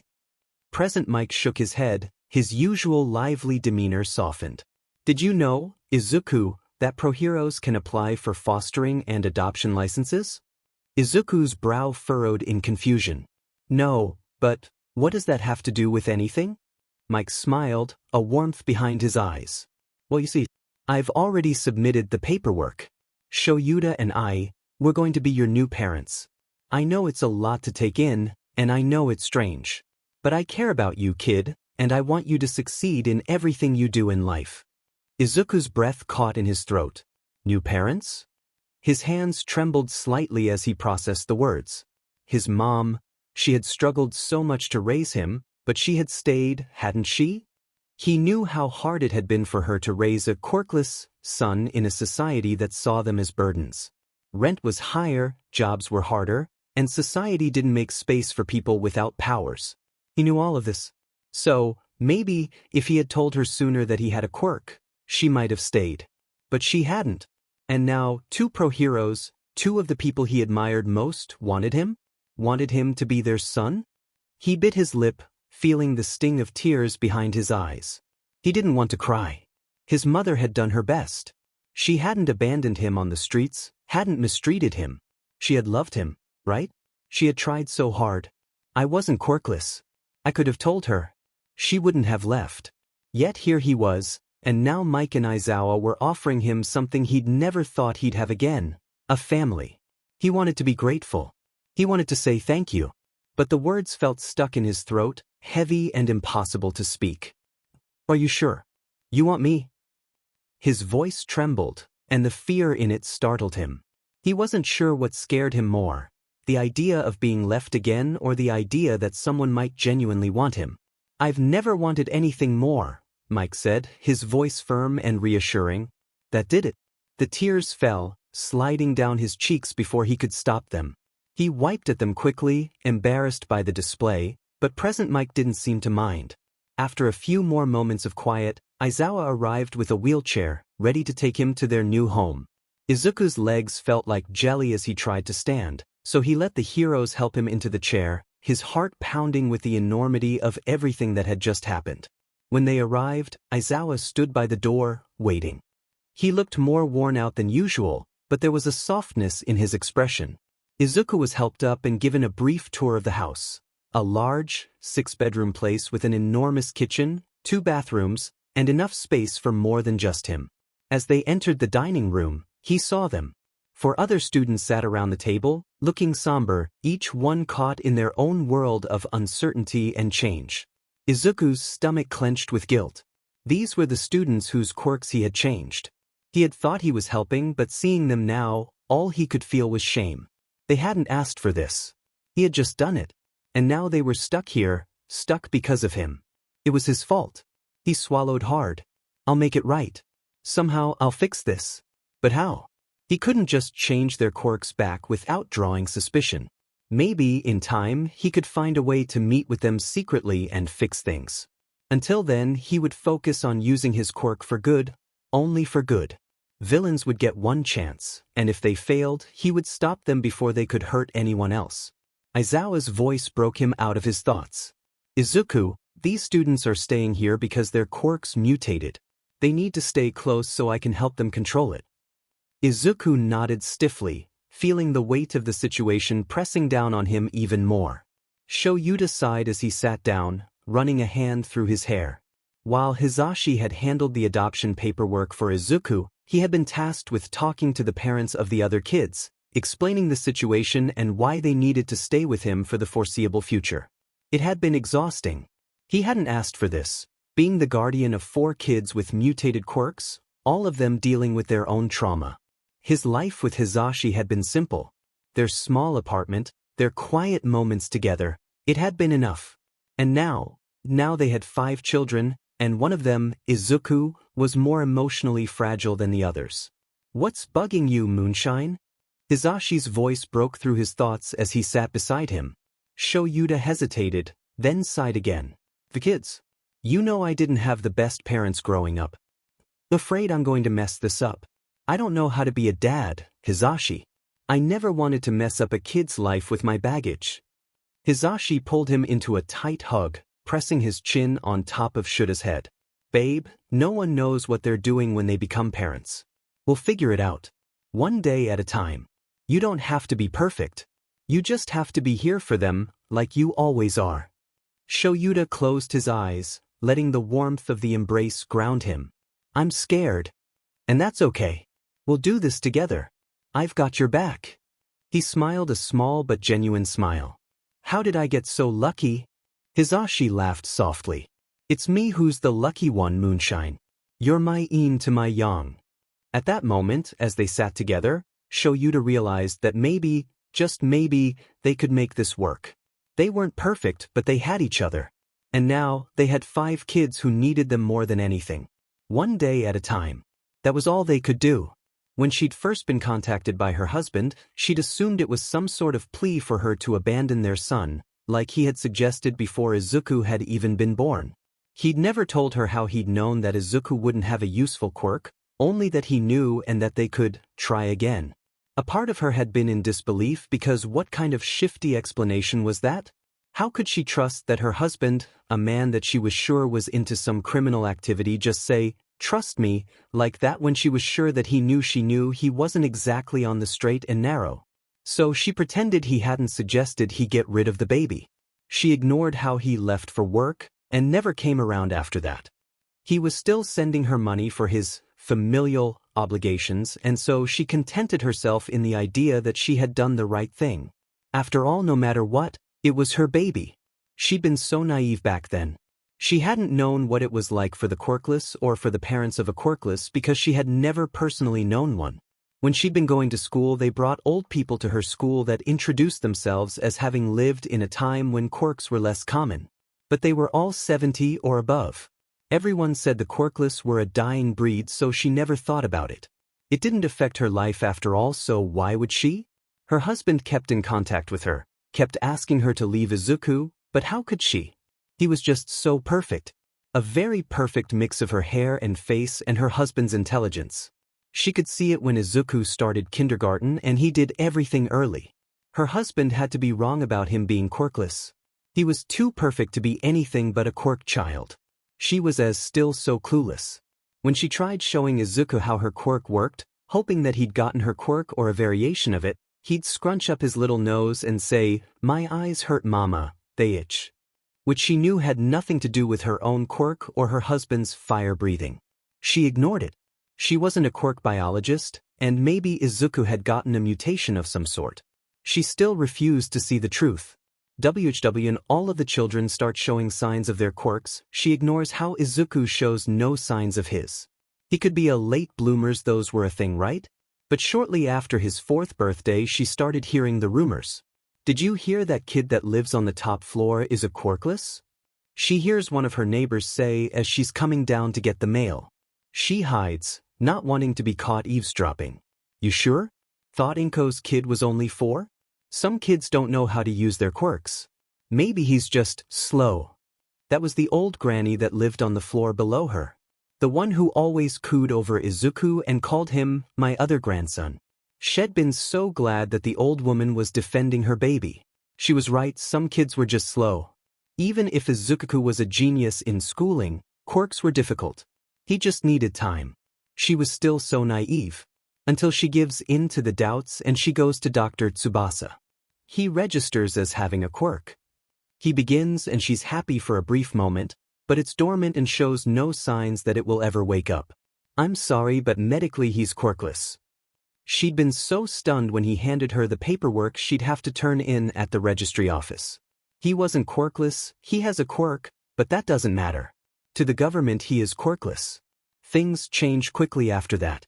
The quirkless may be a dying breed, but everyone knows their brand of bright red shoes that they are required to wear. Those bright red shoes that her neighbor sees her pick up from the postal service, having desperately thought that if she didn't go to the mall she could hide them. She couldn't. Primordial brand is stamped on the box as if to tell the world, careful, a quirkless lives here. Her landlord tells her he has to raise the rent 2 days after the hated shoes come in. Look, I like you. You've been an excellent tenant and if I could I'd keep the rent the same. But the government charges extra for insurance for any tenants who are quirkless or have a quirkless living with them. The quirkless are so much more fragile, you know? It's just policy, nothing personal. She wants to nod her head like it's perfectly logical. No one knows anything about young quirkless people. They really could be more fragile for all she knew. But it's the first nail in the maybe Hisashi was right column in her mind. She tried to shake it off. After all, Izuku was still her perfect little boy, and the doctor had said he did indeed have a quirk. She just needed to wait. She'd have to budget more, eat out less. It was fine. Then Izuku starts coming home bruised. What happened, sweetie? Kachin tried to use his explosions on another kid and I couldn't just let that happen. So I stopped him. Like a hero would. Izuku, Katsuki was probably just trying to show off and you misunderstood. She truly believed that Katsuki was a good boy, he wouldn't use his quirk on other kids. You just have to stop trying to play so rough with him. She starts pretending not to see as the bruises keep piling up. Maybe the landlord is right. No one really knows about quirkless. Maybe her child is just more delicate. She ignores the feeling in her gut that is screaming that her baby is hurt. Why isn't she doing anything? She ignores that because she thinks maybe if he had to see how people will treat a quirkless his quirk will manifest. It's not like she's a doctor, she doesn't know what a quirkless or a kid with a dormant quirk is like. She ignores the resentment she is starting to feel when he continues coming home, beat up. Not long after Izuku turns 5 and the money from Hisashi stops coming in, she loses her high-paying job. It's not that I want to let you go. You've always been a talented, dedicated worker. It's just that some of the other employees have brought up concerns. Concerns about what? You have a quirkless son, right? She'd had to disclose it. It was policy to disclose any disabilities that employees' families had. She understood it was for the same reason as the landlord had to raise the rent. A disabled child required more care after all. I don't see how that should affect my work, she said plainly. Look, her boss had said, rubbing his neck, they're just worried is all. He didn't need to say it, they were concerned she'd infect the office with the quirklessness. No one really knew how quirklessness happened after all, for all she knew it could be contagious. She starts to resent Izuku a little bit more. When she loses jobs 4 more times due to Izuku's disability, she starts to wonder if her husband had been right. If she shouldn't abandon Izuku. But she loves her perfect little boy. Even if it gets to the point that the only jobs that she can manage to find are janitorial work when it's far below what she ever did before, and she is so tired because one job is not enough for rent and food and the extra that every business demands she pay the second they see those bright red shoes. She hangs on with a desperation to the idea that Izuku has a quirk, he just can't use it yet. He still has time. Her friends and neighbors slowly pull back. Even the nice old lady that used to call Izuku another grandson won't talk to her. The only friend she has is Mitsuki, and she can only handle so many minutes of being around Mitsuki because seeing her means seeing Katsuki, who has the perfect quirk for heroics while her own did not. She ignored how the resentment grew as Izuku did. She held out hope even as the birthdays came and went with no sign of his quirk manifesting. The end came when her husband reached out via letter. Inko, I know you are upset with me and I know you love Izuku, but the world isn't kind to those without power. You can still have a life. There's an old law on the books that quirkless people are considered adults at 14. Wash your hands of Izuku and you can live comfortably. You won't have to work so hard or so long. I'd treat you like the princess you are, and you're not so old that we couldn't try again. If you come to your senses, call me. The thought nagged at her even as Izuku kept on through middle school with no sign of his quirk manifesting, and she made the mistake of complaining to a coworker about the whole situation. I'd take the offer. Listen, Inko, you've done your due diligence. The kid just turned 14, right? Yes. Then he's just like any other kid that's a legal adult. So what if it's because of some old law? You've got a shot. That's more than most of us can say. I'd jump on it if I were you. Then thought won't leave her mind the rest of the day. She can't say they are wrong. The law says Izuku is an adult. He doesn't need her anymore, and doesn't she deserve to have a life after everything she sacrificed for Izuku? She makes her decision when shortly after having ranted to her coworker she's let go from her job again. She won't be able to make rent with her other two jobs. She won't be able to afford food. Izuku is an adult according to the government. He doesn't need her. She deserves better. So she calls. The movers come just as she's completing the paperwork for Izuku's emancipation. She didn't mean to be so rude to Izuku's teacher, but he didn't know what it was like to have a quirkless. She was doing the right thing, she told herself. It wasn't that she didn't love Izuku, but everyone was right. He was an adult and didn't need her, and she had the golden opportunity to make sure the rest of her life was spent in comfort. It would be idiotic not to take it. SHW ignores the feeling she gets when she meets the man who says he is her husband's caregiver. He's just a little creepy with those yellow eyes. She's sure she'll get used to it eventually. He can't believe he's doing this. The animal that had denied him entrance to the school he deserved to be at was the last hero he should be contacting about turning himself in. But the blood on his hands won't wash off. The blood on his hands hasn't washed off. He'd come to the awful realization that he was a villain. Turning himself in was the smart choice, and he knew from when he half listened to Deku's ramblings that Mr. Principal had a soft spot for kids. It was better than any alternative that he could think of. So he wrote an email. Mr. Principal, I am a young villain with many crimes. He winced. He didn't want to admit to everything, but if the rat was as smart as Deku had said he'd find out, including suicide baiting, use of my quirk in public, use of my quirk to cause harm, and use of my quirk to cause egregious harm. I wish to plead for your help. I know I don't deserve it, but I need help. He hadn't expected a response back, and even had a plan for turning himself in at the local police station if he got no response when one came back inviting him for UA. He was met by a dog man at the gates. So you're the little villain that's turning themselves in? Good choice, pup. Keep making good choices and maybe you can turn your life around. Ah, Katsuki, was it? I remember you trying to intimidate me into letting you into my school. What was it you said? That you had the perfect quirk for heroics. He winced. I'm sorry, okay. I know now I'm a villain. Just take me away already. Beat me up if it makes you feel better. That's what heroes do. Beat the villains. So go ahead. Katsuki, it appears you are very mistaken about both heroes and villains. Yes, a hero often had to bet up the villain, as it were. But I'm a different sort of hero. I'm primarily an intelligence hero. I prefer making the villains see the error of their ways. So a young villain turning themselves in? Having the character to understand what they did was wrong? Wanting to stop being a villain? That intrigues me. So here are your options. Option 1, you go directly to jail for your crimes, and if you stay on the path of self-reflection and accountability, you will get out with a record that does not allow you many chances in life. Option 2, we talk to your parents and you become a ward of UA. You'll have to wear a GPS monitor and a quirk-canceling device at all times. But I will allow you to take part in a new program. A program we'll call the Villains and Vigilantes Reform Program. You'd be our test case, as it were. You'd also have to apologize to your victim. I believe he's a student here. Yeah, Izuku is a student. Not only would you have to apologize, but you'd have to convince your victim to allow your attendance here. If he does not allow it, I'm afraid the only option will be prison. What will you decide? He thinks about it for a while. He deserves prison, and it sounds like that's where he's headed either way. But if he had the chance to talk to Izuku, maybe the blood will wash off of his hands. I'll take option 2. He says shakily, and the principal smiles, a smile that has way too many teeth. Hisashi isn't stupid. He likes to play up the part of a ditzy blonde DJ with nothing behind those blonde locks besides a flashy quirk. It causes people to underestimate him. It also causes them to confess things to him they normally wouldn't, and right now his brain is stuck in between protect the new sun mode and analyze mode. The analyze portion of his brain is stuck on something that the woman, he's never giving her another title other than Beach, said when he came to talk to her about his son's injury.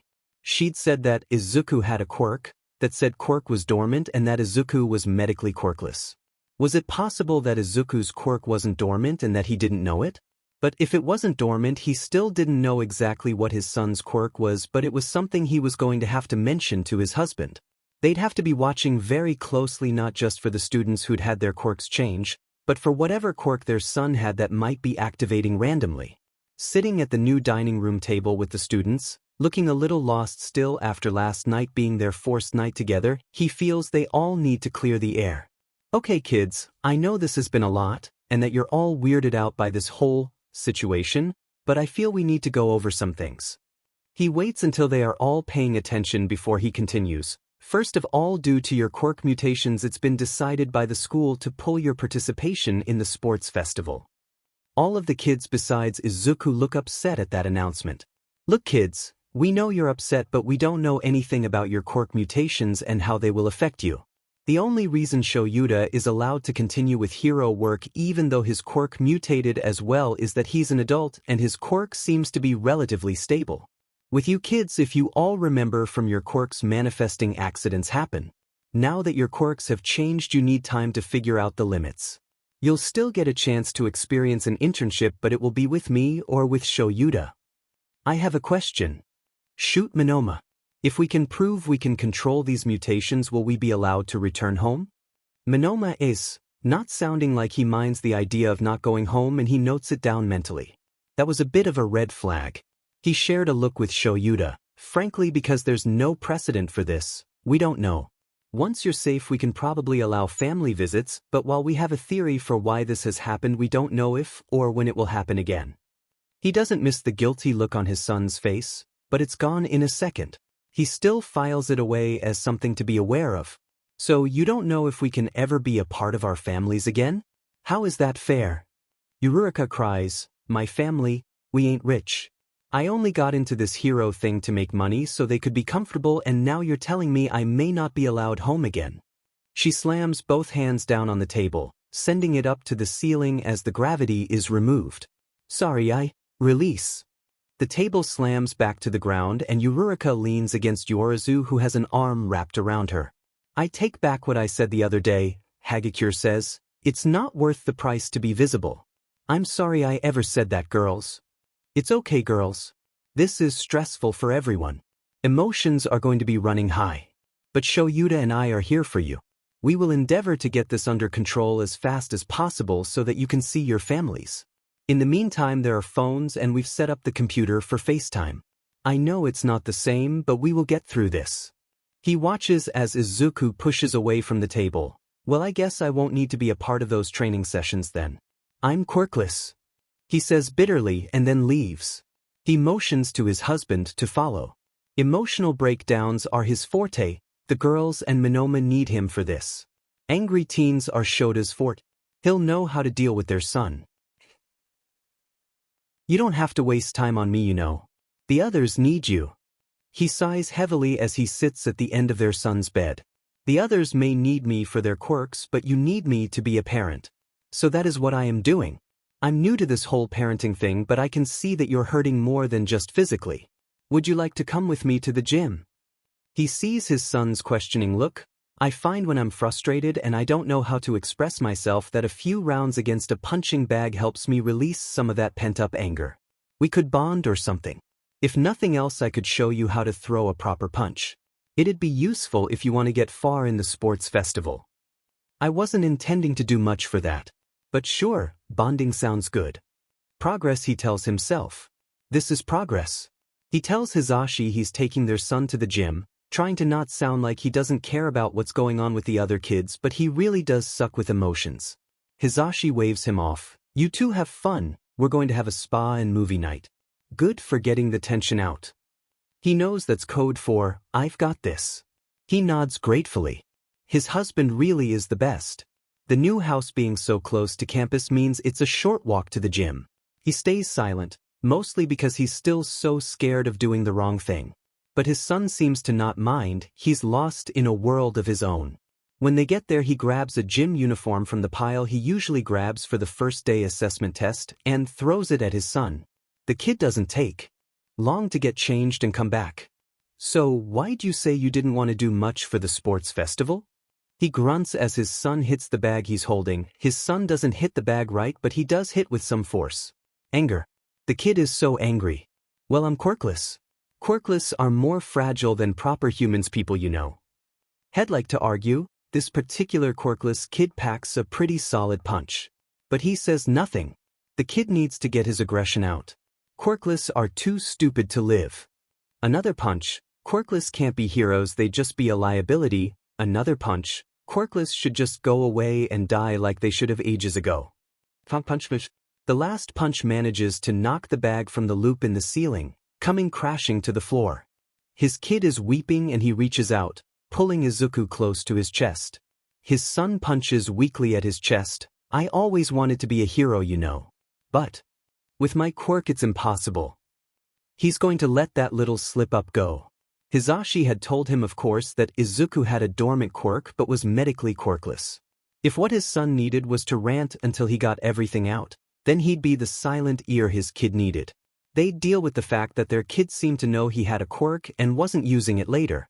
Do you think any less of me because I fight quirkless? How about Sir Naita? He's basically quirkless after he uses his quirk. Are either of us bad heroes because of that?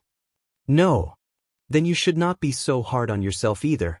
I know what society tells the quirkless and I say bullshit. A quirk is a tool. Sure, it can help in a lot of situations, but I've seen regular people with no training respond to rescue operations better than some heroes. I've seen some villains that would give up their quirks if it meant people would give them the opportunities in life that their villainous quirks don't allow them to have. Society sucks. It's our job as heroes to make it not suck.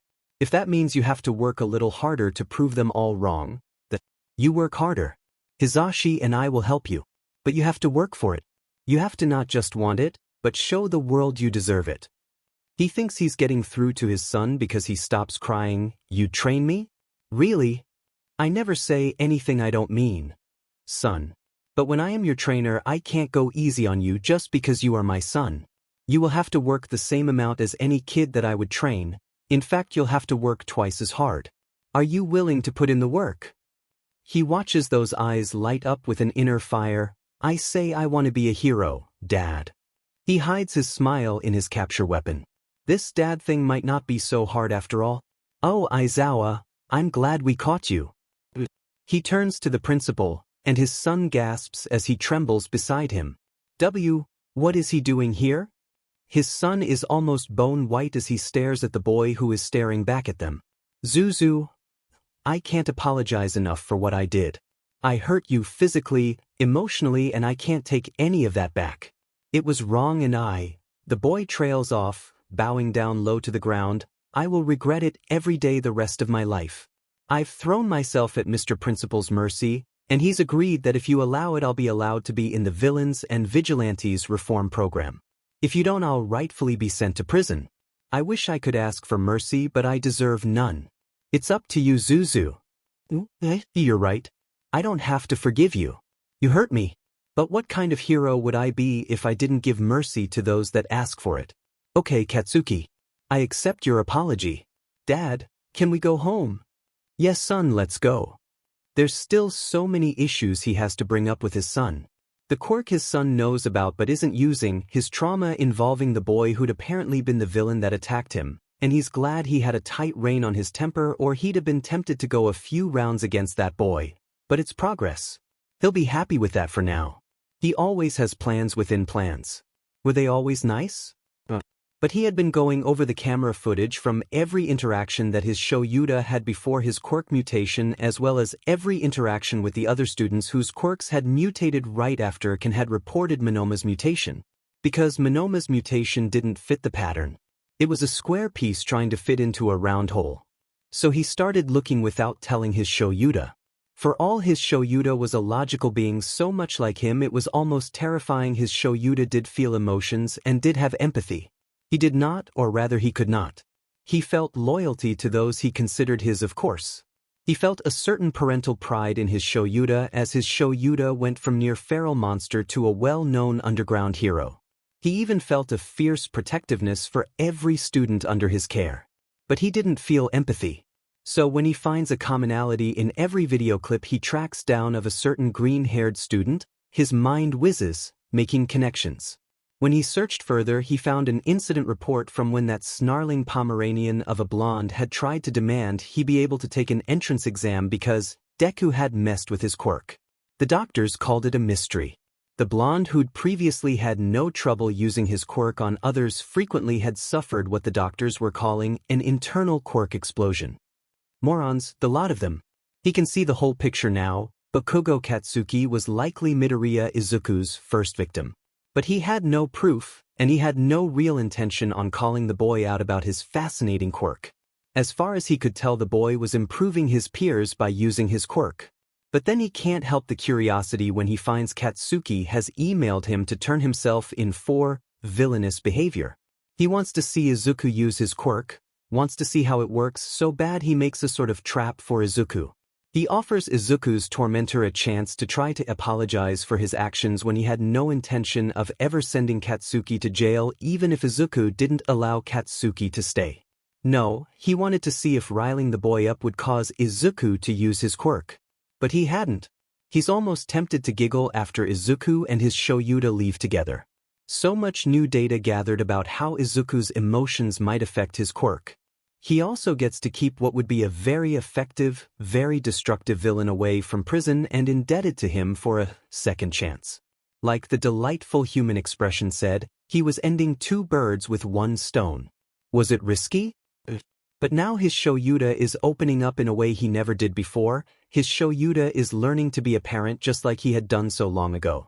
It will be good for his Shoyuda who'd closed himself off. His Shoyuda may be a lot like him, but he had been afraid his Shoyuda would become so much like him that his Shoyuda would forget that he was human. His Shoyuda had come close after losing Oboro, and he never wanted to see that again. If he had to manipulate things to keep that from happening, well, parents often had to do things that they could never tell their children about to ensure their children had better lives. Doing something that would hurt his new grandson but would also push him into a position where his Shoyuda would be fiercely protective of him? It was worth the price on his limited conscience. Toshinori hadn't been seriously looking for a successor. His enemy was dead, or he'd thought he was dead. What did the world need this cursed quirk for now that the monster it had been created to end was gone? But he'd taken up the position of teacher at UA to placate his remaining friends before he knew what that monster at the USJ was proof of. That his old enemy wasn't as gone as he thought. But he was still reluctant. He wasn't sure if that reluctance came from his own stubborn pride that he could keep going thank you very much, or if it was due to the fact that although there were many students with impressive quirks at UA, none of them had that spark that he was looking for. Then he'd been walking past the gym and he'd heard a kid yelling about how he was quirkless. He hadn't meant to eavesdrop, but he was glad he did. Hearing the quirkless kid say that he was determined to work twice as hard after his dad told him he would, it was like fate. He knew he found his successor. But how to get to him with his overprotective dad on high alert? The sports festival. He had never taken on an intern as All Might, but it would be perfect. He'd take the kid on, get the kid to pick up some muscle and pass on his quirk. Even though he wouldn't have time with only 2 weeks to train the kid to take on One for All, the kid's overprotective dad would be perfect for ensuring the kid didn't explode all his limbs. Then he could swoop in, say the kid's quirk was similar to his own, offer to take the kid on work studies, and boom, problem solved. His eyes itch and his hands twitch so bad these days he's tempted to use his quirk to stop his quirk. His quirk is bad, villainous. Look what he's done to the girls when he was only trying to help. It's distressing, especially when he sees the info next to Momo, as she likes to be called, that she is another half-sibling. He'd hurt 2 of his family members now, even if he hadn't meant to, and it was throwing him off. That's not even touching this whole mess with his new dad and pops. He liked that he had a dad now, liked that his pops gave the best hugs and that his dad was training him to fight, had told him that he could be a hero. It was everything he could have dreamed of when he was smaller, and everyone thought he was quirkless. But his eyes still itch and his hands still twitch as he yearns to fix poor Kaminari's problem with overusing his quirk, to reach out and help Shinso, who seems to hate and fear his quirk even though it's perfect for rescue operations. He's got so many problems and he doesn't know where to start. Does he tell his dad about his villainous quirk and what he has done and risk losing the family he'd always wanted? How is he going to tell Nedu about the traitor? On top of everything else, he's got to do well in the sports festival or he knows his dad will be disappointed. It's all so much pressure and he just wants one person to tell him what to do. But he can't ask Dad, he doesn't dare ask Nedu. He's so lost, I thought after class that morning, that he doesn't notice he'd walked right into All Might's office. Or rather the small room All Might had his name on the door of. "Young man, you look like you have the world on your shoulders. Want to talk about it?" The dam breaks. "All Might, what would you do if you knew there was a villain informant here in school?" It isn't what he wants to ask. He wants to ask if he can be a hero with his villainous quirk, but he can't say that yet. Can barely admit to himself that is exactly what his quirk is. He'll stick to the problem that isn't so personal. Test the waters, as it were. There's a villain informant in the school? I suppose that makes sense for how the villains knew about where we'd be for the attack on the USJ. However did you come across this information? He thinks for a moment. He can't say it's his quirk. He doesn't want to, but he can use something else. People kind of forget about the quirkless. They talk while we're around like we can't understand them, if they even notice we exist most of the time. I heard this person talking to who I assume is their contact. Do you know why they are an informant? No. I see. Well then, I tell a hero just like you are right now. If you tell me who it is, I'll handle it. But what is they get hurt? Young Midoriya, I have been a hero for 40 years. Do you not think that in all that time I haven't learned how to be discreet when the situation calls for it? Well, no offense, All Might, but you're kind of visible. He laughs and slaps him on the back. That is very true. But I also happen to have connections in the hero world. Tell me who it is and I'll handle this. It's that first-year heroic student in 1A Aoyama Yuga. Thank you for telling me. That was very brave of you. Keep up your heroic efforts. And oh, how praise feels different coming from the #1 hero instead of his dad. Praise from his dad was nice and all, but he felt like he had to earn it. Praise from the #1 hero made him feel like he could walk on air. All Might. He began, still so afraid, but he had to know. If you had a quirk that was villainous, that you tried to use to help people without them knowing, and it did help them only it also hurt them, would you still use it? What an interesting problem. You know, some people would say that the things I do with my quirk are villainous in the right context. Villainous. Sometimes in heroics you have to move without thinking. You have to intervene even if the person or persons don't want you to. It's a risk we take as heroes. But I'd like to think that if I'm doing what's right, even if it's not easy, then it was the right thing. I hope that helps. Yeah, All Might, it does. Not that I have to worry about that. I don't have a quirk after all, so it was just a thought experiment. Now I'd better go. Shoyuta doesn't like me being late. As he leaves, he feels like he can breathe a little easier. His eyes still itch and his hands still twitch, but that's one worry off of his plate. He'll figure out how to use his quirk right after the sports festival when things are less stressful. He is allowed to go home once to talk to his parents, to tell them exactly what he has agreed to. He insists on having a hero go with him. He doesn't tell Nedu that he's afraid his mother will get violent. It's what he deserves after all. Nedu sends the dog man whose name he learns is Ryu when not in costume and hound dog when he is acting in a heroic capacity. You didn't have to come along, you know. He tells Ryu. You asked for a hero's presence, Ryu growls. That means that there is something or someone in your house that you fear enough that you figure you need protection. I'm not effing weak. He growls, and then shrinks against the expected blow, but it never comes.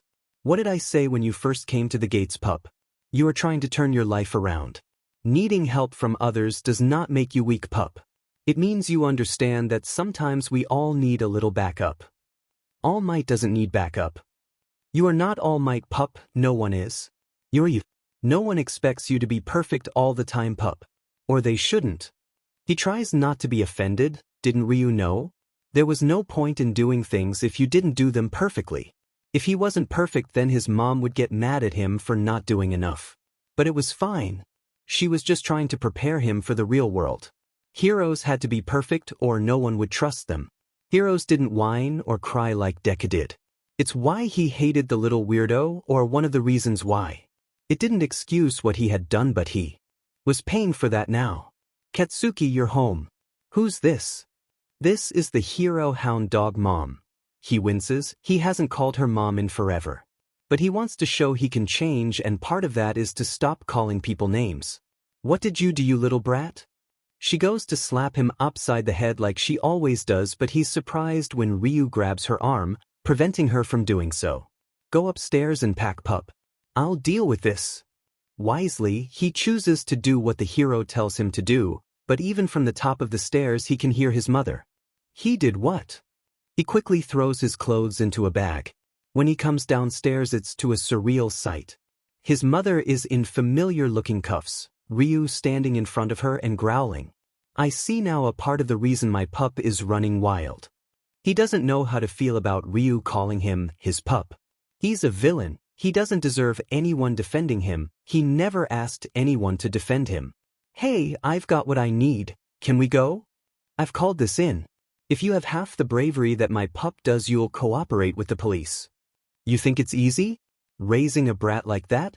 Take him then. I never want to see him again. You should be glad I don't have time to tell you exactly what I think of you. Ryu's next words aren't really words. It's all snarling and growling as his mom pales, looking for the first time like she's realizing that a pro-hero is very mad at her. When they are leaving, he screws up his courage. Why'd you do that? Defend me? Call me your pup? You needed someone to defend you. Nedu assigned me the job the moment you emailed about your crimes. As for being my pup, well, that is something that I decided the moment we met. You need a proper parent. One who can guide you back towards being a proper member of society. As a hero who has problems with their temper, I was deemed most appropriate for the job. I don't get it, and he really doesn't. Why is Ryu being so nice to him? Just like Deku, I don't deserve anything nice. It makes me so angry. He wants to pop off an explosion. Those always helped him alleviate his anger, but he can't. His explosions are locked away, both by the quirk-canceling cuffs he is required to wear and whatever meddling Deku did with his quirk. Because I was in your situation once, Ryu growls. People used to tell me all the time when I was little that I'd be perfect for a security guard. I had the scary looks, and I even had a reputation for biting when I was mad. I sent another kid to the hospital. After that, I was introduced to heroics by my own mentor Cerebus. She saw something in me that no one else did, the potential to be a hero.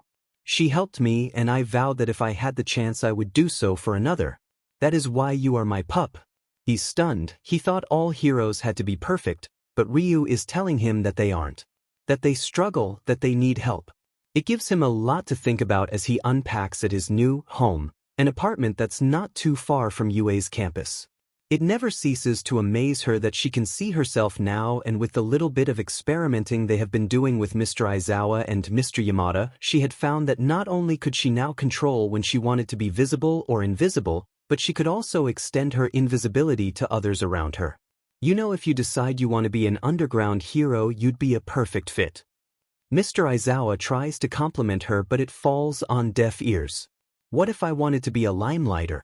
Now that I can be seen? Is that superficial of me? To still want to be seen after it has cost my friends and me so much? Hagakure, Aizawa winces. I'm terrible at this encouraging sheet. You can be whatever you want to be. I'm sorry I hurt your feelings by suggesting your quirk should determine the type of hero you should be. I know better than that. She wants to hug him, but refrains. That is the first time since my quirk came in that anyone told me I could be anything. You know my parents, they tried but they have light-based quirks. They don't know why my quirk is so different from theirs. Mom tried so hard to be supportive of my dream but she was scared for me. After all, you can't tell if the invisible girl is injured or dead. She feels arms wrap around her and is startled that it's Eureka. Hey, remember what I said before? Everything you feel is valid. If it's anger because no one took your dream seriously, then be angry. If it's sadness because none of us asked for this, then we'll cry with you. If it's relief that for the first time in your life, you can control your quirk, then be relieved. It's all valid. I'm not good with emotions. I'm blunt and to the point and people don't take that very well, Mr. Aizawa says. Even I was a little upset about my quirk mutating. But I'm also very glad it happened because it allowed me to save Azui's life. It doesn't stop me from being mad it had to happen. It doesn't stop me from being a little scared of what my quirk could be capable of. She can't help staring. For a guy who says he isn't good with emotions, he sure hits the nail on the head for everything she is feeling. You know, the only part I'm mad about is that this thing that happened to us is keeping me from going home, Eureka says. I haven't exactly been quiet about that. But I'm also terrified. Sure, it wasn't fun vomiting when I hit my limit, but it gave me some idea of what my limit was. Now I have no clue if I even have a limit, and that is scary. What if I use my quirk on something or someone accidentally and I send them into orbit because I don't know my limit? I've been trying to pretend I have everything together, Momo starts, but the truth is that I knew what my quirk was capable of before. Now that it runs off of my energy, I have no clue and I just want everything to go back to how it was. But we can't do that. These changes happened and as heroes, we have to pick ourselves up and make the best of things. The girls all share a hug as Aizawa watches on. Okay girls, let's get back to work. Aizawa sounds gruff but she knows now that he does care, and he's just as lost with his feelings about the changes as the rest of them. He liked living with Yamada and Aizawa. They weren't mad at him for daring to dream of being a hero like his own family were. They weren't demanding he show perfect control over a quirk that was so finicky to learn. Yamada didn't ask constantly if he was sure that his mother hadn't cheated on him right in front of him because his quirk was a lot like his mother's, but it was also so very different than his siblings who all got variations of his father's quirk. Yamada was a quirk counselor, so he was busy with all of them having quirks that mutated, but he made time to ask or answer questions about quirks. So, we've discussed what your quirk did before. Yamada starts. Was there anything different about when you copied Ken's quirk? It took him a second to realize who Yamada was talking about. I've always admired Vlad King's impressive control over his quirk. It seems like such a creepy quirk, you know, a lot like mine. But he's taken a quirk that people see as creepy, as unsettling, and made it his own. Have you always felt that way about your quirk? That it's creepy? Would you be happy if some kid could use your quirk better than you minutes after they touched you? I might as well be quirkless for how reliant my quirk is on others. He feels Yamada pull him into a hug. It startles him, but he kind of loves. Yamada's hug makes him feel safe in a way he can't put into words. I'd be honored if you copied my quirk, little listener. Try to think of my quirk the same way you did Can's. But first, let's hit the soundproof gym. Don't want to hurt anyone if my theory is right. He shrugs. What has he got to lose? So he follows Yamada until they come to a soundproof gym. They had to build this place for me while I was going to school here, Yamada explains, sounding wistful. You know, they all said my quirk was villainous because I was born with it. Ruptured the eardrums of my birth givers and a bunch of the people in the hospital. But as I leaned control, I learned that my quirk is not just destructive, it can also be beautiful. He demonstrated by singing a catchy pop tune that made him feel energetic. That's amazing. Thanks, little listener. You ready to try? He nods, trying to think about Yamada's quirk the way he'd thought about Vlad's. About how cool a quirk-like voice was. about how he could share a quirk with Yamada the same way he now shared a quirk with Vlad. It filled him up as he touched Yamada's hand. His throat felt a little sore as if something was stuck. Let it out. It's okay. He screams a loud, impossible scream full of his anger and the walls rumble. He copied Yamada's quirk. They spend the rest of the day practicing, him and Yamada. So I think my theory is correct. Your quirk seems to permanently copy any quirk you feel positively about. Imagine the possibilities. You can be any type of hero you want to be now. Yamada's excitement is infectious. He realizes as a smile breaks out of his face. He really will be able to be any type of hero now. Yamada is right, the possibilities are endless. He keeps that excitement as he Mr. Aizawa if he can copy his quirk. If they both have erasure, then he can help the girls with their quirks. He's happy when Aizawa just deadpan says, "Sure kid," and ruffles his hair. The whole situation with his quirk changing is still scary, but I still also brought him to a place where people support him. He's grateful to whomever or whatever made it happen. And you're sure of this information, Yagi? An accusation like this against hero student is a serious matter. He already knows the answer, of course. How fascinating that changing another person's quirk isn't the full extent of Izuku's quirk. And how clever the boy is to use his cover story of quirklessness to his advantage. If he wasn't having so much fun watching the chaos, he might be tempted to let the boy know he knew. But it is fun, and so far the results of letting the boy think he's still undiscovered are fascinating.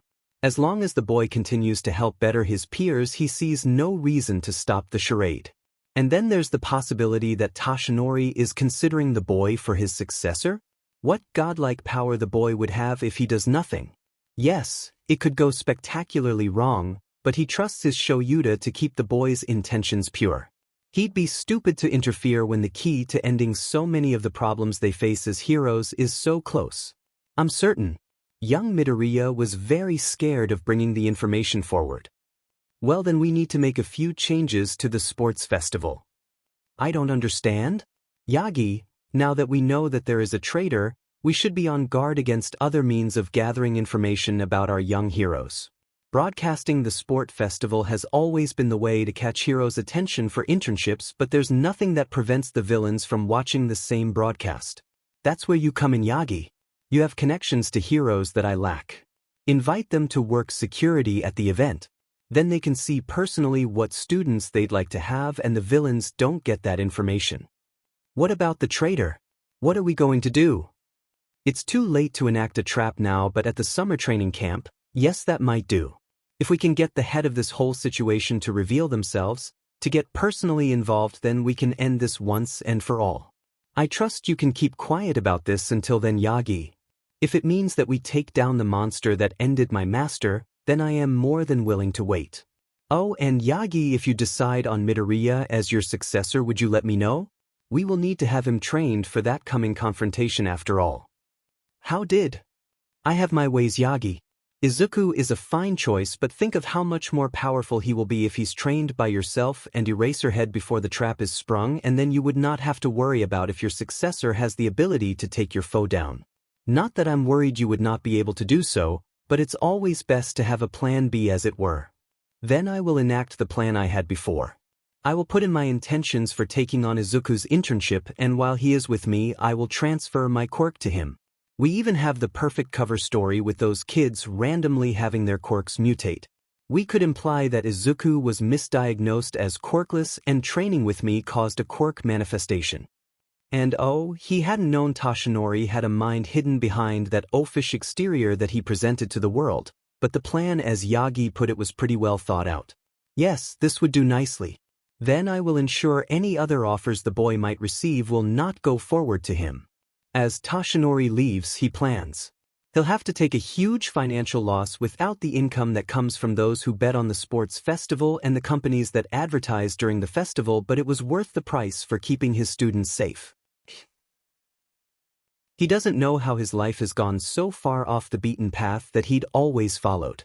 Logic was important to him because although he could feel emotions, and wasn't ashamed of them, he didn't see the point in being all mushy about expressing himself.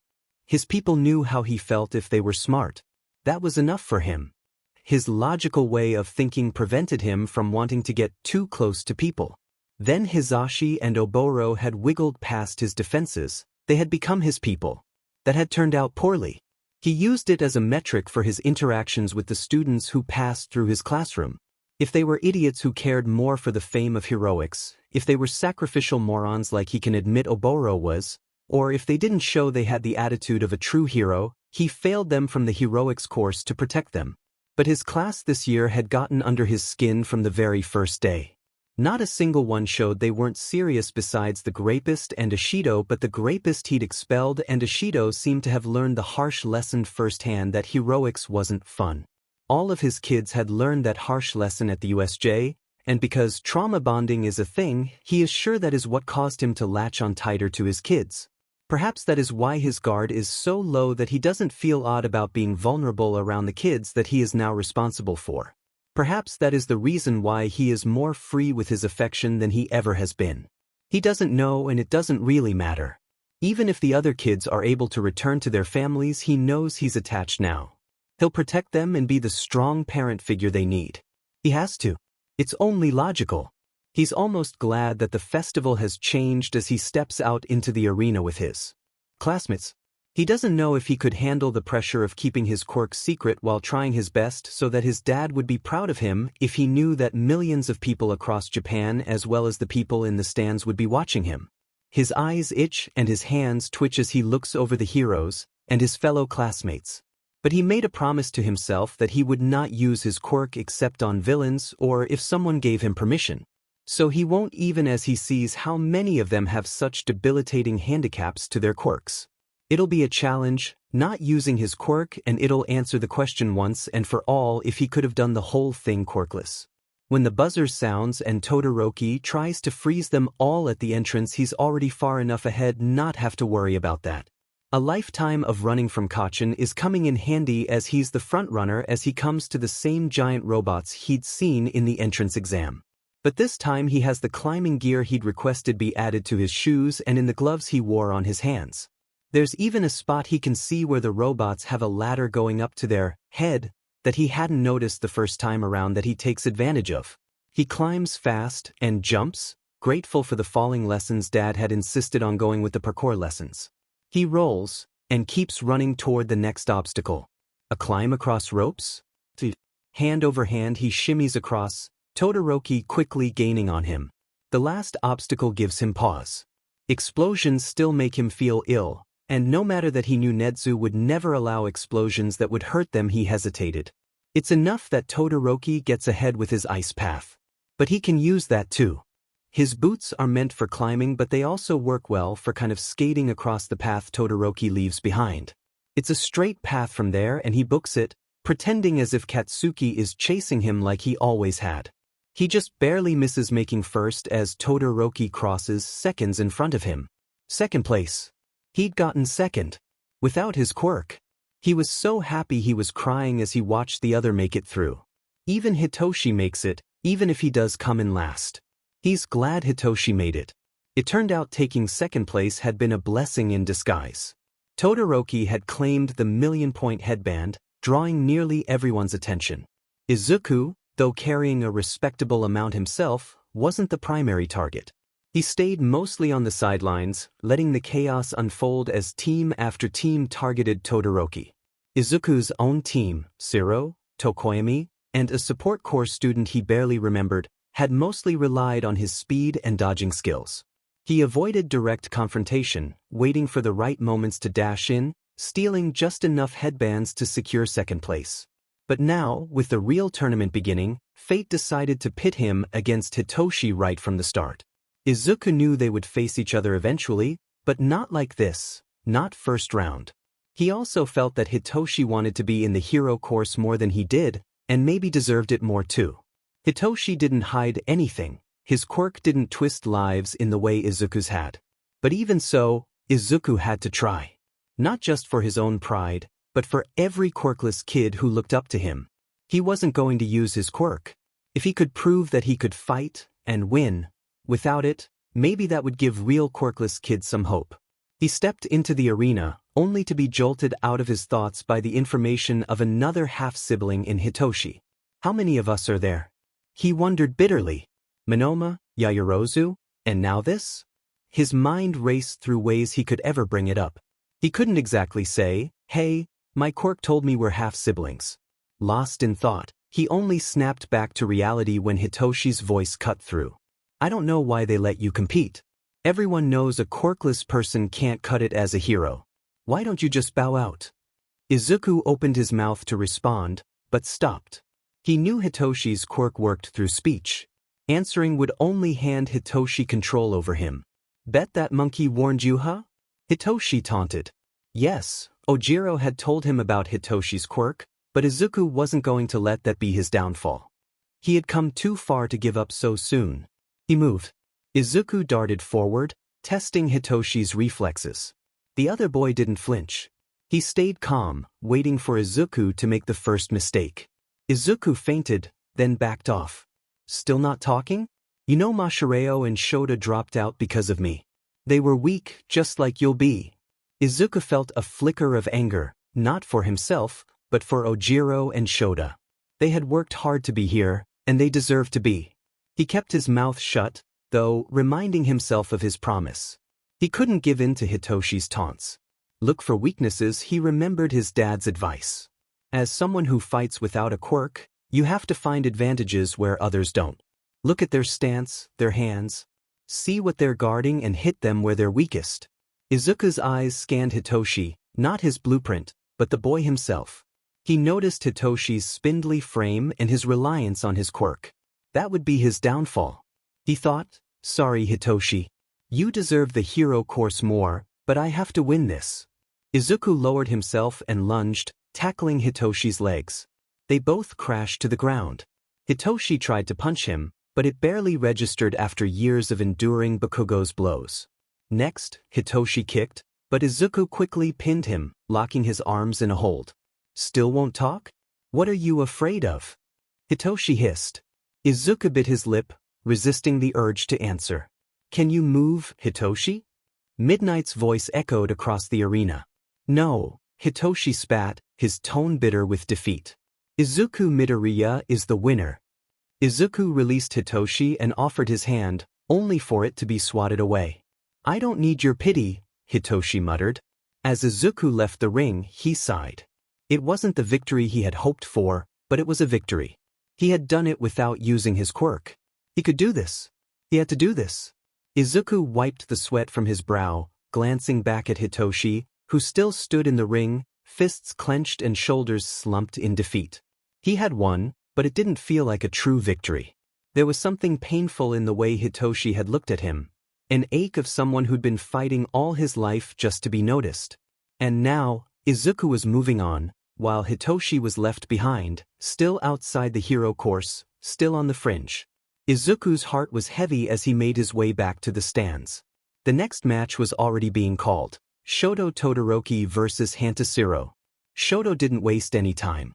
As soon as the signal to start sounded, ice erupted from the ground, trapping Shiro in place before he could even make a move. The match was over in seconds. Izuku watched, lips pressed together in thought. Shoto's power was immense, but the way he used it, it was so one-sided. All ice, never fire. And the look in his eyes, cold and distant. It was as if he wasn't fighting Shiro at all, but something else, something deeper. Izuku shook his head. He would have to face Shoto eventually. Could he win? Could he help him? The next match called his attention, Denki Kaminari versus Ibara Shiozaki. Kaminari charged in, as reckless as ever, his quirk surging through the air. But Ibara kept her cool, weaving her vines defensively, avoiding direct confrontation. Then, just as Kaminari overextended himself, she struck, wrapping him in her vines as his electricity faded. He had pushed himself too far, and the telltale glazed look crossed his face. Izuku stifled a laugh. Kaminari had such an interesting quirk, and watching him short-circuit like that hadn't failed to amuse him. Yet, as Ibara claimed victory, a small voice in the back of Izuku's mind whispered that he could fix it. He knew what was wrong with Kaminari's quirk. He could help. But once again he bit back the urge. He had promised he wouldn't, though maybe he could ask Kaminari privately for permission? How though? It was something he was going to have to keep thinking about. Maybe if nothing else he could suggest ideas to the other boy for improving how he used his quirk. Next up was Tenya Ida versus Mei Hatsum. Mei didn't seem all that interested in winning. Instead, she used the match as a platform to showcase her latest gadgets. Tenya, confused and trying to dodge her inventions, eventually won when she simply lost track of the fight entirely. Izuku chuckled, though a part of him wondered what Mei would think of his quirk. Would she be horrified by what it truly was? Or would she be fascinated by its complexity, intrigued by the idea of it? Izuku's thoughts drifted as he watched the matches unfold. Aoyama Yuga's fight was next. As he entered the arena, Izuku couldn't help but frown. Why was Yuga allowed to participate? All Might knew he was the traitor, or at least connected to the villains.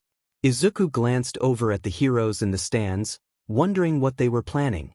They had to have a plan, right? They couldn't just let Yuga continue unchecked. But what if they didn't know what to do either? Yuga's match was over before Izuku could dwell too much on the thought. Then came Fumikage Tokoyami's turn. Izuku leaned forward, eyes fixed on the dark figure of Tokoyami as he fought. Dark Shadow moved with precision, listening to Tokoyami's commands, but there was something fascinating about it. Dark Shadow was independent, fully capable of acting on its own if it chose to. Did Tokoyami know? Did he realize the depth of control, or lack thereof, he had over his own quirk? It was a question that left Izuku even more intrigued as the match ended with Tokoyami's victory. Finally, Kirishima versus Tetsu came up. Their fight was loud and intense, with both of them pushing each other to the limit, their hardening quirks clashing in a battle of sheer endurance. It was impressive, but to Izuku, it lacked the tactical finesse he preferred. It was a brawl, plain and simple, amazing in its own right, but not his style. As the final match of the round drew closer, Izuku felt the weight of it settle in his chest. He was going to face Todoroki. And it wasn't just Todoroki he had to worry about, it was Endeavor.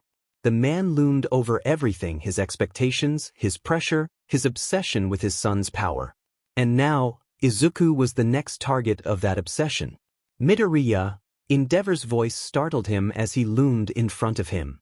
How had the man gotten into the changing rooms he didn't know? He felt intimidated as the tall, imposing figure of the number 2 hero glared down at him. A useless null like you stands no chance against my perfect creation. You'll see what true power is soon enough. Izuku clenched his fists but said nothing. He wouldn't rise to the bait. He knew better than to let Endeavor's words get to him. But still, the doubt lingered.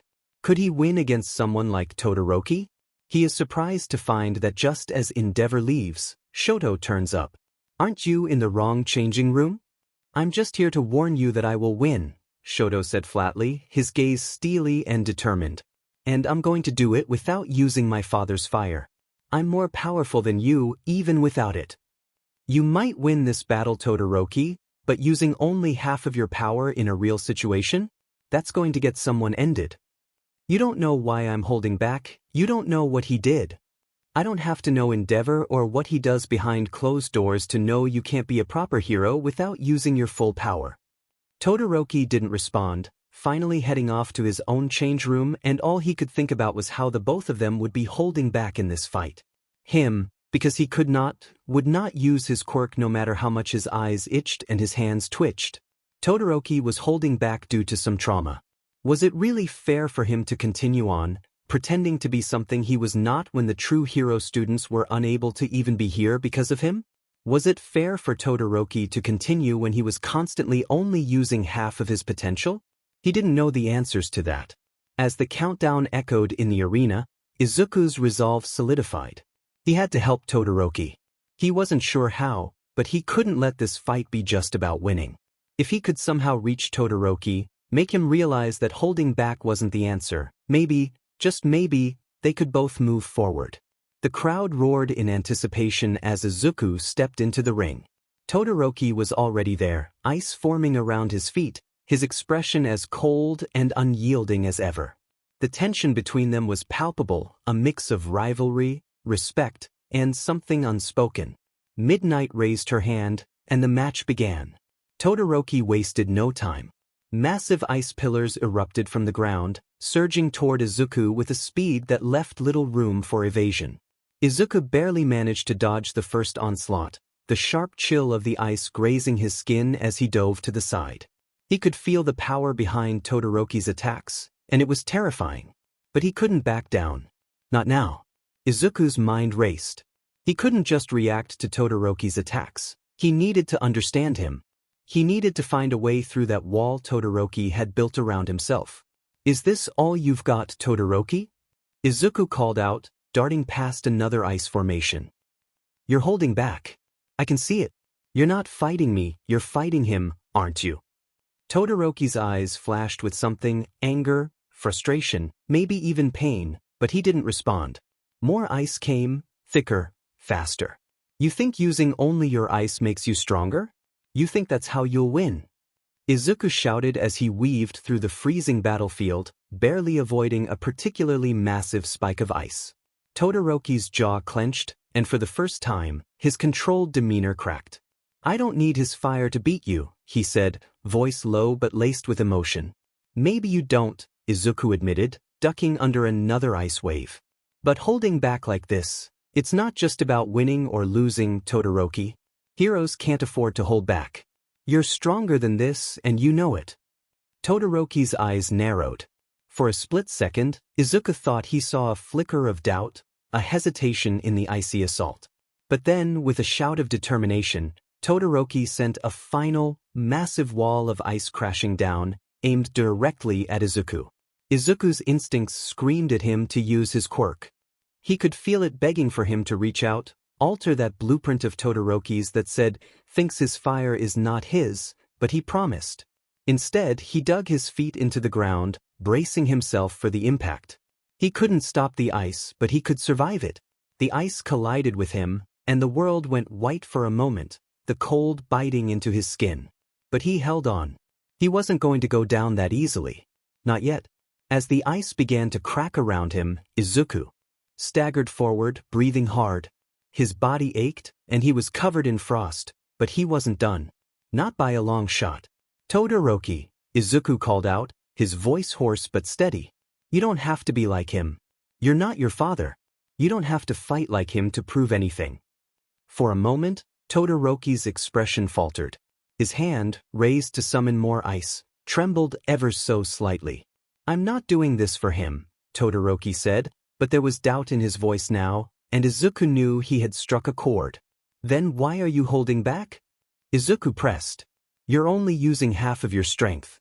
If you want to be a hero, you have to accept all of who you are, ice and fire."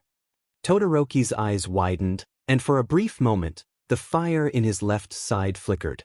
But then just as quickly it was gone, replaced by a cold fury. "I told you," Todoroki growled, "I'll win without his power." Izuku took a deep breath, his heart pounding in his chest. "I won't let you fight like this, Todoroki. If I have to lose to make you see that, then so be it. But I'm not giving up." He saw it then, the flicker of a small flame, and he grinned. "You feel it, those flames? Those are a part of you, Todoroki. Not him."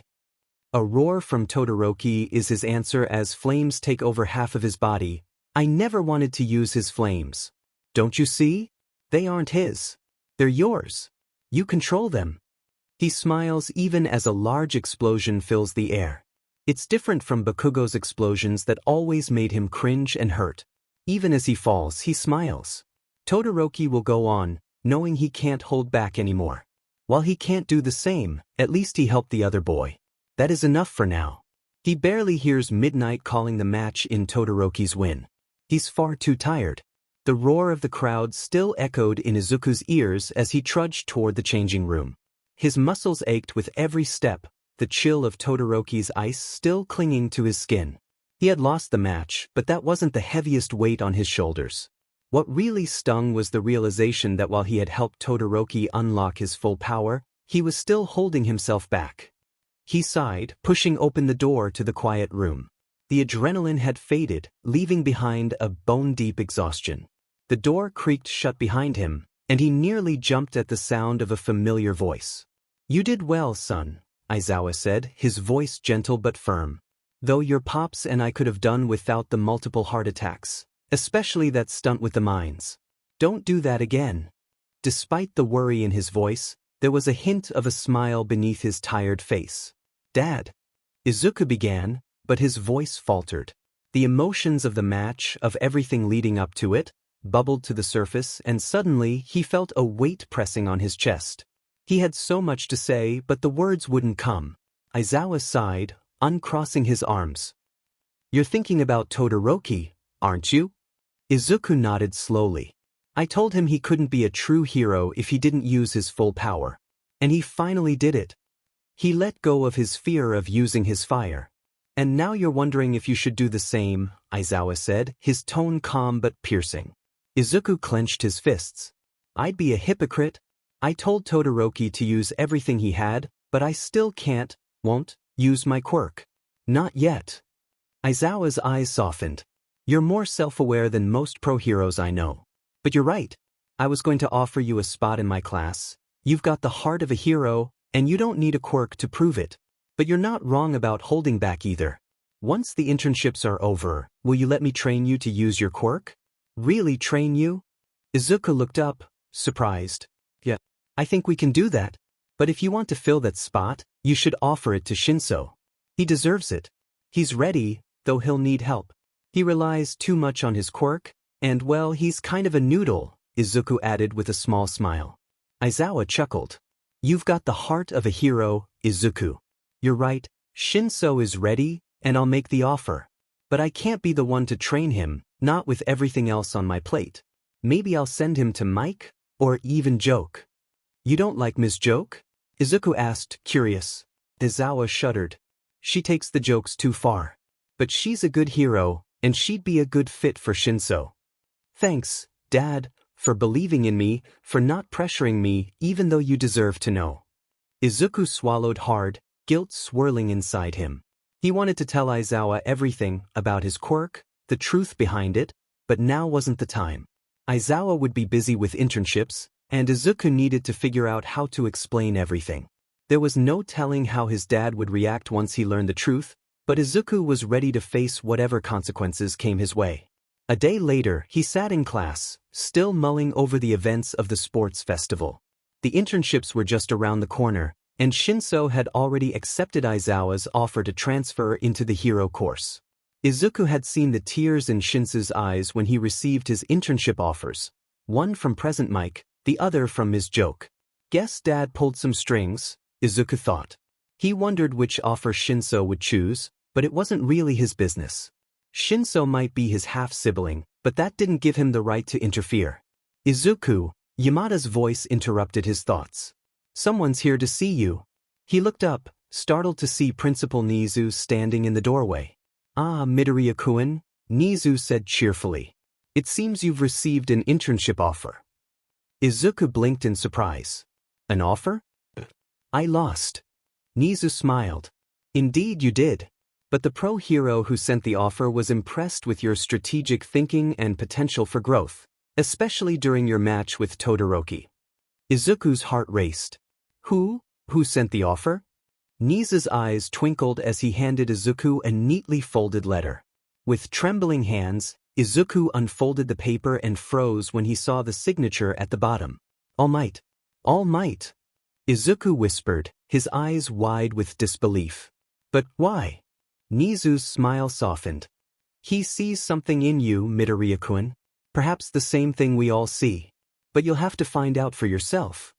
Izuku stood there, staring at the letter, his mind racing. All Might wanted him? Of all people him? The boy who wasn't even in the hero course yet? The one who didn't use his quirk? He couldn't believe it. I don't know what to say. He stammered, glancing from Nezu to Yamada, who was watching him with a mixture of pride and caution. You don't have to say anything right now, Yamada said, a faint smile tugging at his lips. But you should probably start by breathing.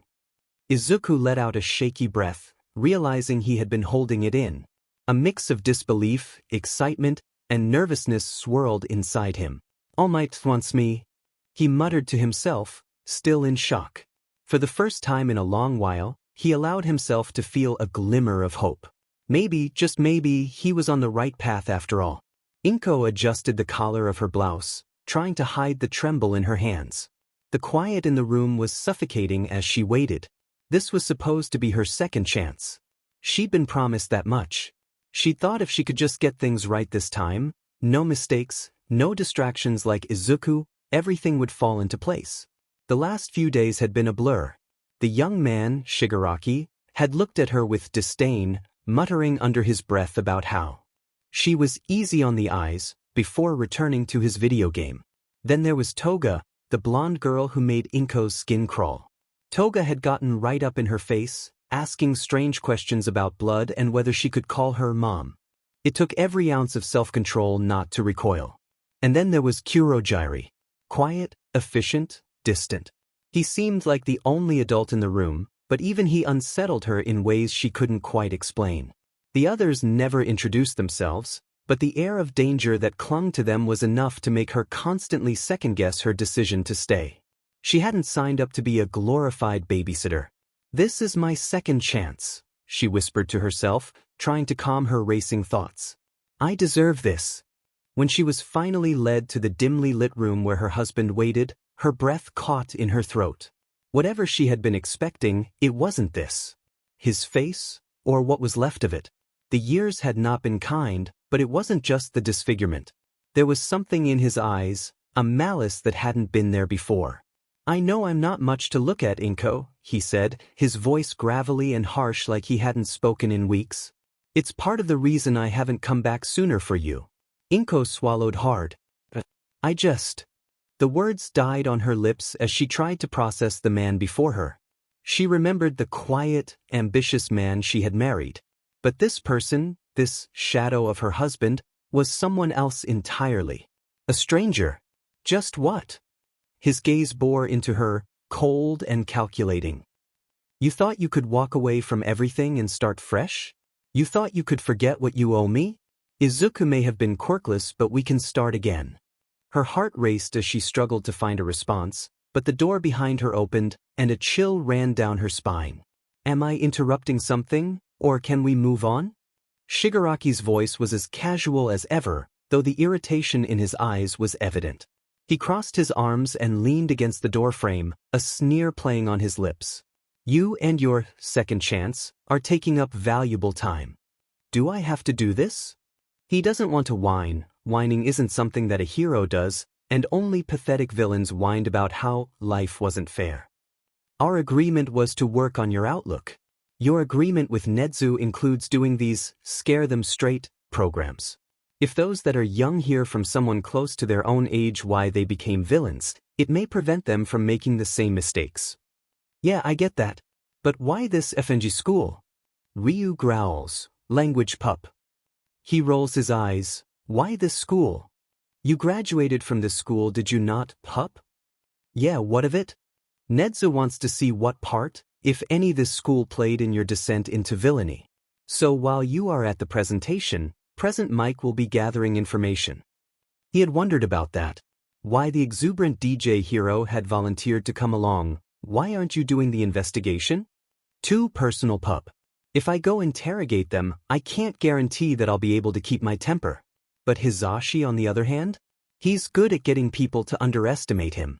He'll be more able to get the information we need.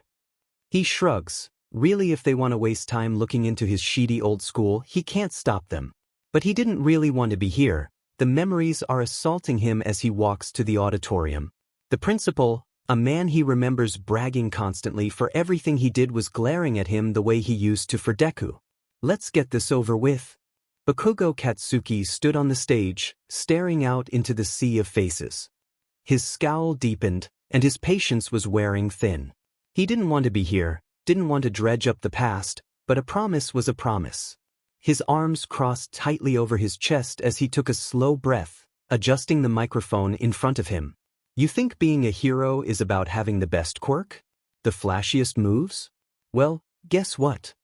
His voice cut through the murmurs, instantly commanding attention. "It ain't. Being a hero is about grit, about not letting the world drag you down no matter how many times it tries." The principal, sitting in the front row, narrowed his eyes, but Bakugo wasn't concerned.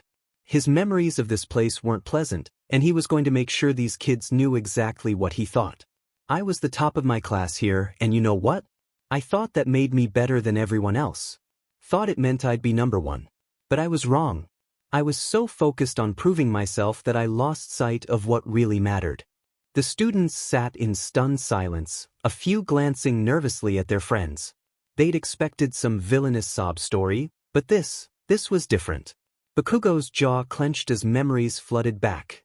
Memories of Deku, of All Might, of his own misguided ambitions. I'm not here to make excuses or tell you to feel sorry for me. I'm here to tell you not to make the same damn mistakes I did. You want to be a hero? Then stop acting like one just because you think you're special. Earn it. He could feel the tension in the room as his words sank in. Even though he hated being here, he was going to see this through. If he could stop just one of these brats from screwing up their life the way he nearly had, maybe this stupid program was worth something after all. The room was silent as Bakugo stepped back from the microphone, his gaze sweeping over the crowd of wide-eyed students. He wasn't used to this, talking to people about feelings, about lessons learned. He wasn't Deku. But Ryu had been clear. This was part of his deal, and as much as it annoyed him. As the students remained motionless, he could feel the weight of their stares. He hated it. He wanted to yell, to tell them to stop looking at him like he was some kind of cautionary tale. But he didn't. Instead, he just stood there, arms crossed, waiting for whatever half-hearted questions they'd come up with. Then, slowly, a hand shot up in the middle of the auditorium. A kid, scrawny, nervous, reminded him too much of Deku, stood to ask a question. You said you were at the top of your class. But, if you were so good, why did I end up like this? Bakugo cut him off, his voice rough. Why did I go from hero hopeful to the one standing here, warning you a lot about screwing up? The kid nodded, clearly nervous. Bakugo exhaled sharply. Because I couldn't let go of my damn pride. I thought being strong meant I didn't need anyone. Thought it was enough to just blast my way to the top. He paused, his fists clenching. But strength isn't just about power. It's about knowing when to listen and ask for help. He looked directly at the principal again, who was still glaring at him with that same disapproving look Bakugo had seen so many times directed at Deku, now directed at him. No one's gonna tell you that here. They'll pump you up and make you think you're invincible just because you've got a flashy quirk or good grades. But they don't tell you what happens when you start believing your own hype. Bakugo's voice softened, though it still carried that edge of frustration. I didn't get that lesson until it was too late. Don't be like me. Don't wait until you've hit rock bottom to figure it out. The room stayed silent, every student hanging on his words. For once, Bakugo wasn't angry, he was tired. Tired of holding everything in, tired of pretending it didn't matter. He didn't care if they saw him as a villain or a hero. What mattered was that they didn't make the same stupid mistakes he had. When the bell rang, signaling the end of the assembly, Bakugo didn't stick around for applause or questions. He turned on his heel and left the stage, the murmurs of the crowd already fading behind him. He had done what he came to do. Whether they listened or not, that was up to them. You handled that well, pup. Bakugo grunted in response, hands shoved deep into his pockets. Whatever. I'm done here. Ryu chuckled softly. You may not like it, but you did a good thing today. Trust me, one of those kids heard you. Yeah, Bakugo muttered, heading toward the exit. Let's just get out of this hellhole. All Might stood at the edge of the training field, arms crossed, watching as Izuku pushed himself beyond his limits. The boy's breath came in ragged gasps, sweat dripping from his brow as he struggled to press the weight bar upward, muscles trembling from the strain. And yet, despite it all, there was a faint smile on his face, one of pure determination. That's enough, Izuku, All Might called out, his tone firm but caring. Pushing your limits is good, but you also need to know when to rest. Panting heavily, Izuku slowly lowered the weights, his arms shaking. Just one more rep, he mumbled, though his voice betrayed his exhaustion. All Might chuckled, shaking his head in admiration. This kid, he doesn't have the raw strength yet, but he's got more heart than anyone I've ever seen. There was something familiar in that relentless drive, something that reminded him of his own early days. "Is this what you saw in me, Nana?" "All right, young Midoriya," All Might said, stepping forward to help Izuku sit up. "You've gone above and beyond today. But remember, being a hero isn't just about building muscle."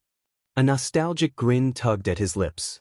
"Even Sir Knight I used to give me a hard time about the paperwork, always teasing me for not being sharp enough for the boring stuff." Izuku wiped the sweat from his brow, looking up curiously. "Paperwork? You?"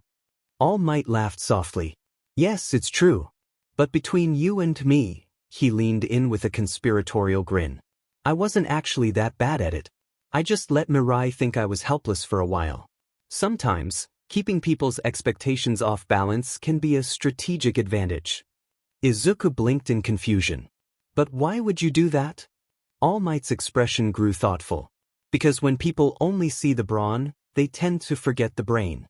And when the time comes to reveal your full potential, you can catch your enemies completely off guard." Izuku tilted his head, thinking for a moment. "Like my pops." All Might raised an eyebrow. "Your pops?" "Present Mike," Izuku explained with a small smile. "He's one of my adoptive parents. Everyone sees him as the loud, hyperactive DJ with the flashy quirk. But at home, he's way more thoughtful than people think. Too smart. Sometimes, villains underestimate him because they don't expect it." All Might nodded approvingly. "Exactly. That's what separates good heroes from great ones. Knowing when to play into expectations and when to shatter them." "Izuku, you really are the perfect successor," All Might thought, his gaze softening. "I just hope, with the help of the smartest people around, you never have to face the darkness that's coming." Later that night, in a dimly lit, seedy bar, a lone figure entered, his posture tense and alert. The rumors of the League of Villains had reached his ears, stories of their attack on UA, of how they dared to target children. He should be cutting them down without a second thought, but something stayed his hand. Perhaps it was their age. He remembered being young and lost once, unsure of his path until he found his purpose. But that didn't mean he would show mercy. "Tell me why I should join you instead of ending you where you stand," Stain growled, eyes narrowing as he studied the pale man before him. Shigaraki's lips curled into a twisted smile, his red eyes gleaming in the dim light. "We have the same goals, you and I. We both see the heroes for what they really are, vain, idiotic, self-serving fools who care more about fame than saving lives. I want to tear it all down, especially All Might." Stain's hand twitched near the hilt of his blade, his voice low and dangerous. "You think you can destroy the heroes? You're no better than the ones you hate." Shigaraki's smile only grew. "We may not agree on everything, but you and I both know the truth. These so-called heroes? They're a joke, parading around in the spotlight while the real suffering happens in the shadows. But that will end soon. I'll make sure All Might is the first to fall." Stain's gaze didn't waver. "All Might is the only hero left who lives by a true code. You won't touch him." He stepped forward, his presence menacing. "But if your actions bring the false heroes to their knees, I won't stand in your way. I'll watch and see if you have the strength to follow through. But if you fall short, I'll cut you down myself." Shigaraki didn't flinch under the threat, his voice quiet but full of challenge. "You're welcome to try." In the shadows, Curo Gyi watched with quiet interest. There was something dangerous simmering between these two, but for now, they were aligned in their goals. "I don't like that guy, Sensei," Tamura muttered later, his voice dripping with disdain. "Why do we need him?" "All part of the plan, Tamura," the voice of All for One replied, calm and measured. "Think. What purpose can he serve for our cause?" Tamura's brow furrowed in thought before a dark smile crept onto his face. "The hero brats, they'll be on their internship soon. With the hero ender causing chaos, they'll be distracted. And while they're busy, we can strike." "Good, Tamura. Remember, this is your chance to show me why you were the right choice. Don't waste it." Tamura's grin widened as he imagined the chaos to come. "The game begins soon, hero brats. Hope you're ready." Deciding which of the kids to take on as interns had been a discussion he'd never thought he'd have to have with his husband. Especially because he's never wanted to take an intern or felt like he was a good fit for an intern. He'd talked it over with the kids and his husband, And all of them had agreed. Monoma and Yaoyorozu would intern with him, as the ones with the more finicky quirks that they still didn't know the limits of, and because Monoma had erasure permanently copied as well as blood control and voice, it meant that if anything went wrong, he had another person that could cancel the quirks as well as be a defensive or offensive wall. Not that he expected anything to go wrong, but he hadn't lived for so long as an underground hero by being optimistic. Underground heroes tended to see the worst of society after all, and even with the plan of just patrolling, nothing else, there was no guarantee that his shift would go quietly. He's probably being paranoid, just twitchy because he remembers how quickly things can go to shit from his own work studies. He hated being right. He'd planned to show the kids his typical day, stopping at the park where the homeless hang out to check for the regulars, and if they need more blankets. Only there's not a sign of any of them. Not a single one. It sets his "something is wrong" sense going. Even in the worst weather, the regulars are always in the park. Have been since before he was even a hero. But none of them are there. His next stop is the coffee shop where he normally picks up something while listening for gossip. The shop is closed. Everywhere he goes, the streets are abnormally quiet, and he knows there's something big that is going to happen. He can't blame his regular sources for going ghost when there is something big happening, but it just leaves him on edge. He's about to call it a day, tell the kids there's nothing for them to do when his phone sets off the special alert that it only sets off in one case, and all heroes call out. Instantly his mind goes into planning mode. He could drop off the kids, should drop off the kids, but if he wastes time doing that he might be too late again. Phantom Thief, Creati, he begins. Calling them by their hero names gets their attention fast. Good, there is an all-heroes bulletin out. I'm just going to check where we have to be, and then we're going. I expect both of you to be supportive only. I'm authorizing you to use your quirks as you see fit to help civilians. Stay back from the fighting. Do you understand? Yes, sir. They both say, and he smiles. Looking down at his phone, his heart skips a beat. They're being called to Hosu. That's where Tenya is. That's also where the hero Ender is. The first reports also mention creatures attacking civilians. God, he really wishes he had time to drop off the kids first. But he doesn't. It would be fastest to take the train to Hosu usually. But he is well aware that villain attacks, even minor ones, can mean that the trains will be off schedule.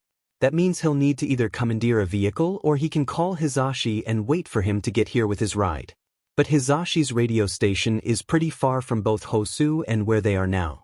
Commandeering it is. There are only a couple of vehicles on the street, but there is a shiny, black, Kawasaki Ninja. Not ideal for 3 people to ride on, but he'll make do. He leaves a note with his hero identification number and the reason for commandeering the bike, and then quickly hotwires it. Can you make 3 bike helmets, Creati? She nods and does so. Okay, this is not ideal, but it will have to work. Phantom Thief up front. Creati, get as close to him as you can. Now wrap my capture scarf around you too, that's it. Now hold on. He ignores the panicked breathing he can feel through the thin material of Creati's costume and makes a mental note to talk to the support department about that once this is over. She's going to need better protection going forward. They come upon a scene that he hoped he would never have to bring students into. The neighborhood is in flames. He can see a few scattered civilians panicking as some smaller, winged Nomu are picking people out of the burning buildings and dropping them. Over there he can see 2 of the larger Nomu like at the USJ. There is no sign of any other heroes besides himself and the kids. Creati, make an evacuation zone. Phantom Thief, your job is to get out there and direct people to Creati with Mix Quirk. Try to avoid using it near buildings, but get their attention. He can't do anything about the larger Nomu, he barely survived the first one, but he can do exactly what he has told his students to do: be quick, be efficient, and get the civilians the F out of there and hope that backup will come soon. 3 days he's had Izuku, and he knows it's time. He doesn't know how exactly he knows. He just knows. He's already added the hair to Izuku's water bottle, the one he watches proudly as Izuku drinks after cooling down from his daily workout. Izuku is so tired he doesn't seem to notice. Now all he has to do is wait a while for the kid's digestion to kick in and he could guide the kid in using the quirk. It hadn't taken him very long after he'd ingested his master's hair that he felt one for all. It was impossible not to. You don't go from quirkless to having a quirk without noticing the difference. It had been like there was always a hollow, missing piece to him, and then it was like an ocean of power that was his to control. Nana had been so surprised he took to the power so quickly. He wondered how much of that was due to his own desperation and how much of that was raw talent. But he knew that Izuku would be perfect. He was the mirror to his own story after all. A quirkless kid, desperate for the chance to prove himself even though he knew it would be harder without the abilities his peers had, but Izuku didn't let that get him down. He was willing to put in the work, had a smile that lit up like the sun, and best of all, he had two heroic parents to help him grow. He smiled, thinking about how once Izuku showed signs of one for all, he'd take him to Mirai. To show him that he'd taken his old friend's advice. Thinking about how it would mend that broken bridge, about how Mirai would find this one to be so much like himself, but also so much like his old friend. He'd really lucked out passing by that training area when he had. He's shaken from his thoughts as a very specific alarm rings on his phone. It's an all-heroes call-out. That hasn't happened in a very long time. He looks at his successor and back to the phone. Would an all-heroes call-out really be the best place for Izuku to learn to use one for all? Glancing at the screen, he makes his decision. He'd learn the best by doing, Izuku would too. Izuku, there's an all-heroes call-out to Hosu. I'm afraid even at my top speed I wouldn't have time to take you somewhere safe. You're going to have to come with me. I'll authorize any actions you have to take to protect yourself and the civilians. He'd almost slipped up by saying he'd authorize the boy to use his quirk, but he hoped Izuku would figure it out when One for All kicked in. He's almost taken aback when they arrive in Hosu. There are flames everywhere, and the only hero he can see is Manuel, who is fighting the flames. Manuel, what's going on? Creatures are attacking Hosu, and my intern Tenya Ida is missing. Creatures? He doesn't get a chance to ask much else as a monster slams into him. It's smaller than the one at the USJ, small and winged. It's also trying very hard to bite him. When he looks over, Izuku has disappeared. Manuel, he calls out as he slams the creature into the ground, wincing as brain matter squishes under his hands. Did you see where my intern went? He said he was going after my intern. Now Izuku was out there with One for All without him. He can't afford to go running after Izuku though, as a larger Nomu is roaring at him. If he dies I'm going to end him, he thinks. And then he thinks nothing more as he readies for round 2. Something is wrong with his quirk. Something is wrong. He knows it. Something has been wrong since that last workout. But he can't concentrate on the burning underneath his skin, or the flood of power that feels both very familiar somehow and also very strange. All he is thinking about is what he heard Manuel say. He doesn't know Ida well. Doesn't know any of the hero hopefuls really. But what he does know is that he remembers Dad commenting on how unusual it was for Ida to pick Manuel's agency in Hosu for his internship. Dad had tried talking to Ida about it, but there wasn't anything Dad could have done besides alert Manuel to keep a close eye on Ida. He knows though he can't say how he knows that Ida is in trouble. He has to find him. He looks for the first time at blueprints, somewhat surprised to see several floating in the air, even if he doesn't see the people they are attached to. That's unimportant right now. Looking, there's an aunt he didn't know he had, an uncle, another 4 half-siblings, and a grandfather, but none of them have Ida's name. He keeps searching. In the alley just down the street. Ida's blueprint. Paralyzed, is under the conditions in his blueprint. It's on the hero native's blueprint too. But that's not what he's afraid of. He's afraid of the third blueprint he can see. Stain/Chisum Akaguro/Hero Ender. What is he supposed to do about that? He's not trained to be a hero. His quirk is only villainous. But as he gets closer, he ignores all of that. If he does nothing, 2 people are going to die. 2 good people. One a hero hopeful. He can't allow that. He's never reached so far with his quirk before, but that power he feels, it's boosting his quirk. He can feel it. What a change. And then it hits him. Stain is dangerous with his quirk, probably just as dangerous without it, but they'd have a better chance if Stain could not use it. He reaches out and changes it. Quirk paralyzes user after use. It wasn't creative, but he watched Stain fold instantly. Whoever you are, leave. This is between me and him. He rolls his eyes. Ida, you are being an idiot. Can you move? Duck. Something in him says, and he does. A blade misses the back of his neck by a few inches, and when he looks, the hero ender is already up. Another fake here to die? I'll indulge your wishes. Left.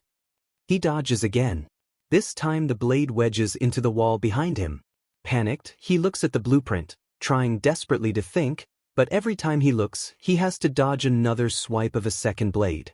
I said leave, he hears Ida from behind him, and he chances a look. The blueprint is smudged, but he can read, is almost able to move. He just has to hold out a little longer. He can do this. He has to do this. A good hero intervenes even if they aren't wanted. Even if I'm not a hero yet, I can't leave you two to die. A true hero, how inspiring. You may leave, true hero. Leave while you can.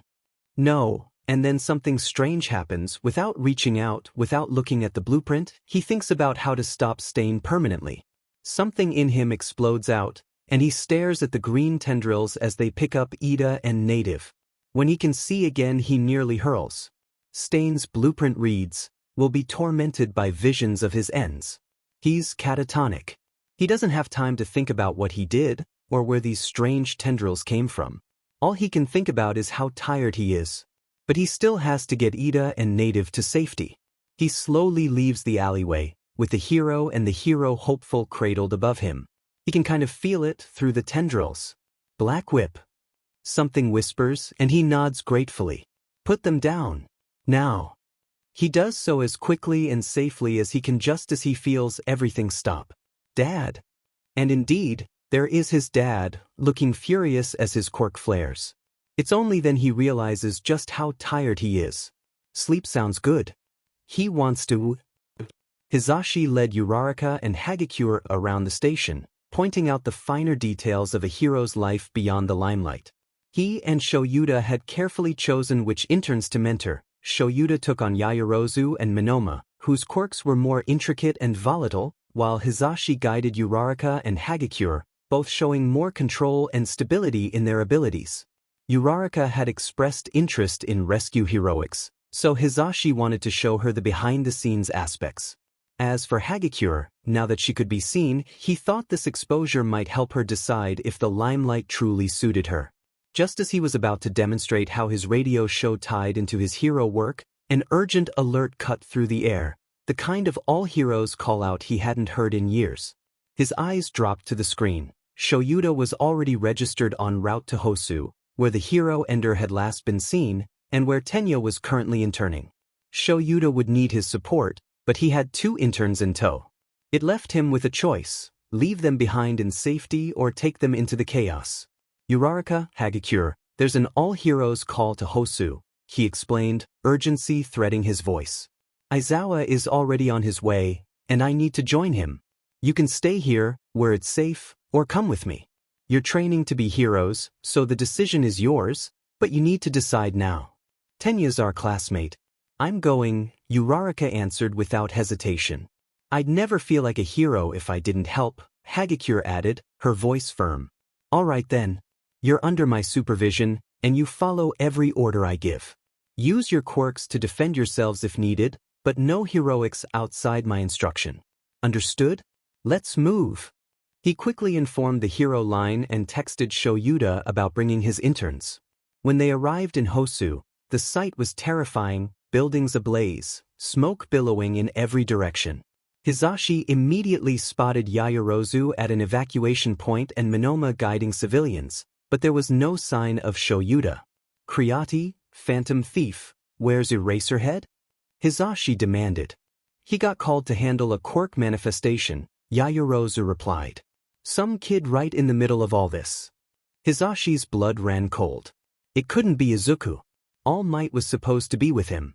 There's no way their son could be here, right? But the gnawing doubt wouldn't leave him.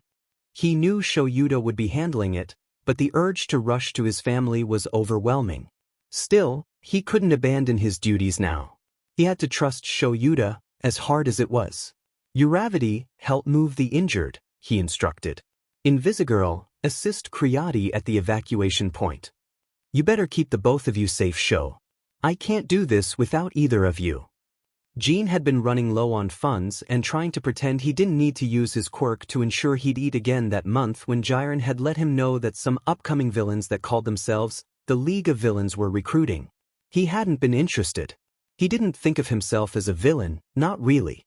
He was a petty thief at best. But most didn't see it that way. They either saw the strange behavior that his last quirk use caused him to fall into and assumed he was a crazy weirdo, or they saw his criminal record and decided he couldn't be trusted with even sweeping the floors. So it's a little desperation and a little wanting to see what, if anything, they were going to offer.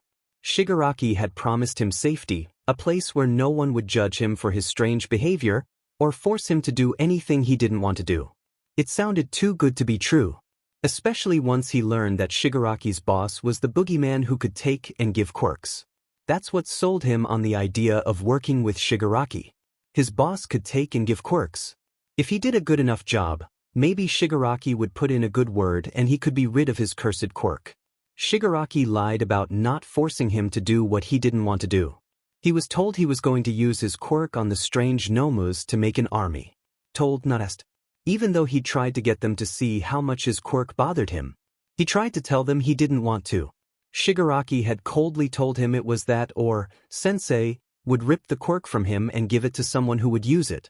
They may have labeled him a villain, but he'd never subject anyone else to his cursed quirk. Even if a part of him screams, "Don't do this," as he copies and puts out more clones than he ever has before. It's not like he had a choice. And maybe Shigaraki wasn't lying about changing society once this was all done. Maybe all he has to do is hold out until Sensei forces the world to fix things so that people like him don't have to hate or fear their quirk. He doesn't know if he believes himself, but what other choice does he have? There's a panic in Shuda's movements as he desperately tells himself that it can't possibly be their son that he's being called to handle. That their son isn't having a traumatic quirk manifestation. But he remembers his son being so scared to tell him about his quirk. He remembers the quiver in his son's voice when he told him, "I can't use my quirk." And he wondered at the time if it was for the same reason he hadn't used his for so long. He remembers the blindfold they made him wear at every moment of the day. He remembers being called a creepy villain in training. He hopes that he is wrong about who he is being called to help with. His son is with All Might. And All Might wouldn't be stupid enough to bring an intern who isn't even a hero student along to an all-heroes call-out. But then again, the man might have had no choice. Just like he hadn't had a choice. He'd had to respond, had to get to Ida. Had to make sure his kids were all safe so that he could scold them for being morons. He hopes and he prays as he pushes himself, only to see exactly what he'd been worried about. He sees the bright green hair first, the only thing he can see through the writhing green, sparking tendrils. He sees Ida and Native are held in two of those green tentacles. But all he can think about is how no wonder his kid didn't want to talk about his quirk. He's not going to lie, it's a pretty scary-looking quirk in how it makes his son look like one of those renditions of Philu he'll never admit that he found terrifying. But it's more than the writhing tentacles, it's the pressure. Like something wild and untamed has been unleashed. He has to get his son's attention, and hope that his voice will get through so that his son will put Ida and Native down. "I'm here, son, you can let go now." Those tendrils softly place Ida and Native down, and once they do he activates his quirk. His son drops to the ground, and he rushes forward. Thankfully, he can feel the rapid pulse under his fingers as he checks. Quirk exhaustion. His mind tells him, and he's glad that seems to be the only injury his son has. He doesn't truly remember the time that follows as he waits for the paramedics to come. He knows he's disassociating, but he can't bring himself to care. His son is safe, his kids are safe. He is safe. That's all that matters right now. Izuku is floating in a dark void, but he isn't alone. The void opens to a room that has 8 chairs in it, though the 8th chair has been tipped over and broken as if someone or several someones had gone to town on it. "Ah, you're here." He jumps and sees there behind him is a white-haired, excitable-looking man. "You weren't supposed to scare ninth." "Sorry, it's just when I realized you could hear us right away, could already tap into our quirks, I knew you'd be here next. And then when I realized why you could do those things, I got so excited. It's nice to meet you, nephew. What? It comes out garbled like he hasn't talked in forever. We agreed we'd break that to him slowly. Sorry, Yoichi rubs the back of his neck, but I just couldn't help myself. Look, nephew, we don't have a lot of time, so we have to make this quick. I'm your uncle, your dad was my brother, and my quirk has been passed down the line of heroes because my stupid brother can't let it go that it's my quirk, not his. Unfortunately, we know that my quirk being passed to you is both a blessing and a curse. It's a blessing in that you are genetically compatible with my quirk, what with being my nephew and all. But a curse in that because you already had a quirk, it's going to end you if you don't change it. As soon as you wake up you have to use your quirk to change one for all. That's my quirk, by the way. Change it so that it won't end you. He doesn't know what he's supposed to say to that. How did he get one for all? He knew from when he'd seen All Might's blueprint that it could be passed down, but how did All Might give it to him? He was the last person All Might should have trusted this to. But it also sounds like anyone else who would have received one for all that had a quirk would die if they did. He can fix that. Looks like you're waking up, nephew. We'll try to tell you more the next time you find yourself here, but don't be in a hurry. He's surprised when he wakes up it isn't to his dad's worried calm or his pop's "I'm not mad, just disappointed" face, but to Principal Nedu and All Might. Young Midoriya, you did very well for your first run with my quirk. I'm very happy that you had no issues, though I admit to being curious as to why it manifested as a quirk that matches one my master said was a quirk of one of the previous heroes to hold one for all. All Might, what happened? He wants to ask why. He wants actually to demand to know why All Might had passed his quirk on to him. He was the worst choice for this, no matter what his apparent uncle might have said. Couldn't All Might have seen that? Yagi, why don't you go for a bit of a walk? I need to talk with Izuku. He's not in trouble, is he? Perhaps I should stay. Now Yagi, if it makes you feel better you can go inform Aizawa and Yamada that their son is awake. If you're sure. He watches All Might leave and then turns to the principal. I think we need to discuss what you are going to tell your parents about your quirk and what we are going to do moving forward. You mean All Might's quirk? I didn't ask for it. No, Izuku, I mean your quirk. I am well aware that you are the reason that Aizawa, your classmates, and Bakugo all had alterations to their quirks. Am I being arrested? No. I don't think you wanted to cause harm, did you? I thought I was helping, he sobs. But my quirk is villainous, it's wrong. I can't use it, but I also can't not use it. Not if I want to be a hero instead of a villain. Will you help me? Nedu smiles a sharp, predatory smile. Of course. What kind of hero would I be if I didn't help you? So here's what you do. You tell the truth. You used your quirk to alter theirs without permission because you wanted to help. Then you offer to alter it back. I'm assuming you can do that, yes? I don't know. I've never tried. But my quirk can alter anything about another person's blueprint, including the limits and side effects of their quirk, so maybe? But what about All Might's quirk? How am I supposed to explain that? You don't. What? But I can't keep secrets from my dad. He's going to know something doesn't line up when I tell him about my quirk. Let me rephrase that. All Might's quirk comes with a lot of responsibility and it also comes with a huge target on your back. So tell him it's a mutation of your own quirk, or that you messed around with your own blueprint, and that the additional quirks are a result of that. Will it keep my parents safe? Safer than if anyone thought they knew about you carrying All Might's quirk. All Might has made a lot of enemies, and you wouldn't want them to hurt your family, would you? No, I wouldn't. Good. He sighs as his parents come into the room, followed by All Might, who Nedu pulls away. He's glad he doesn't have to stumble through an explanation of his quirk with All Might there. Dad, Pops.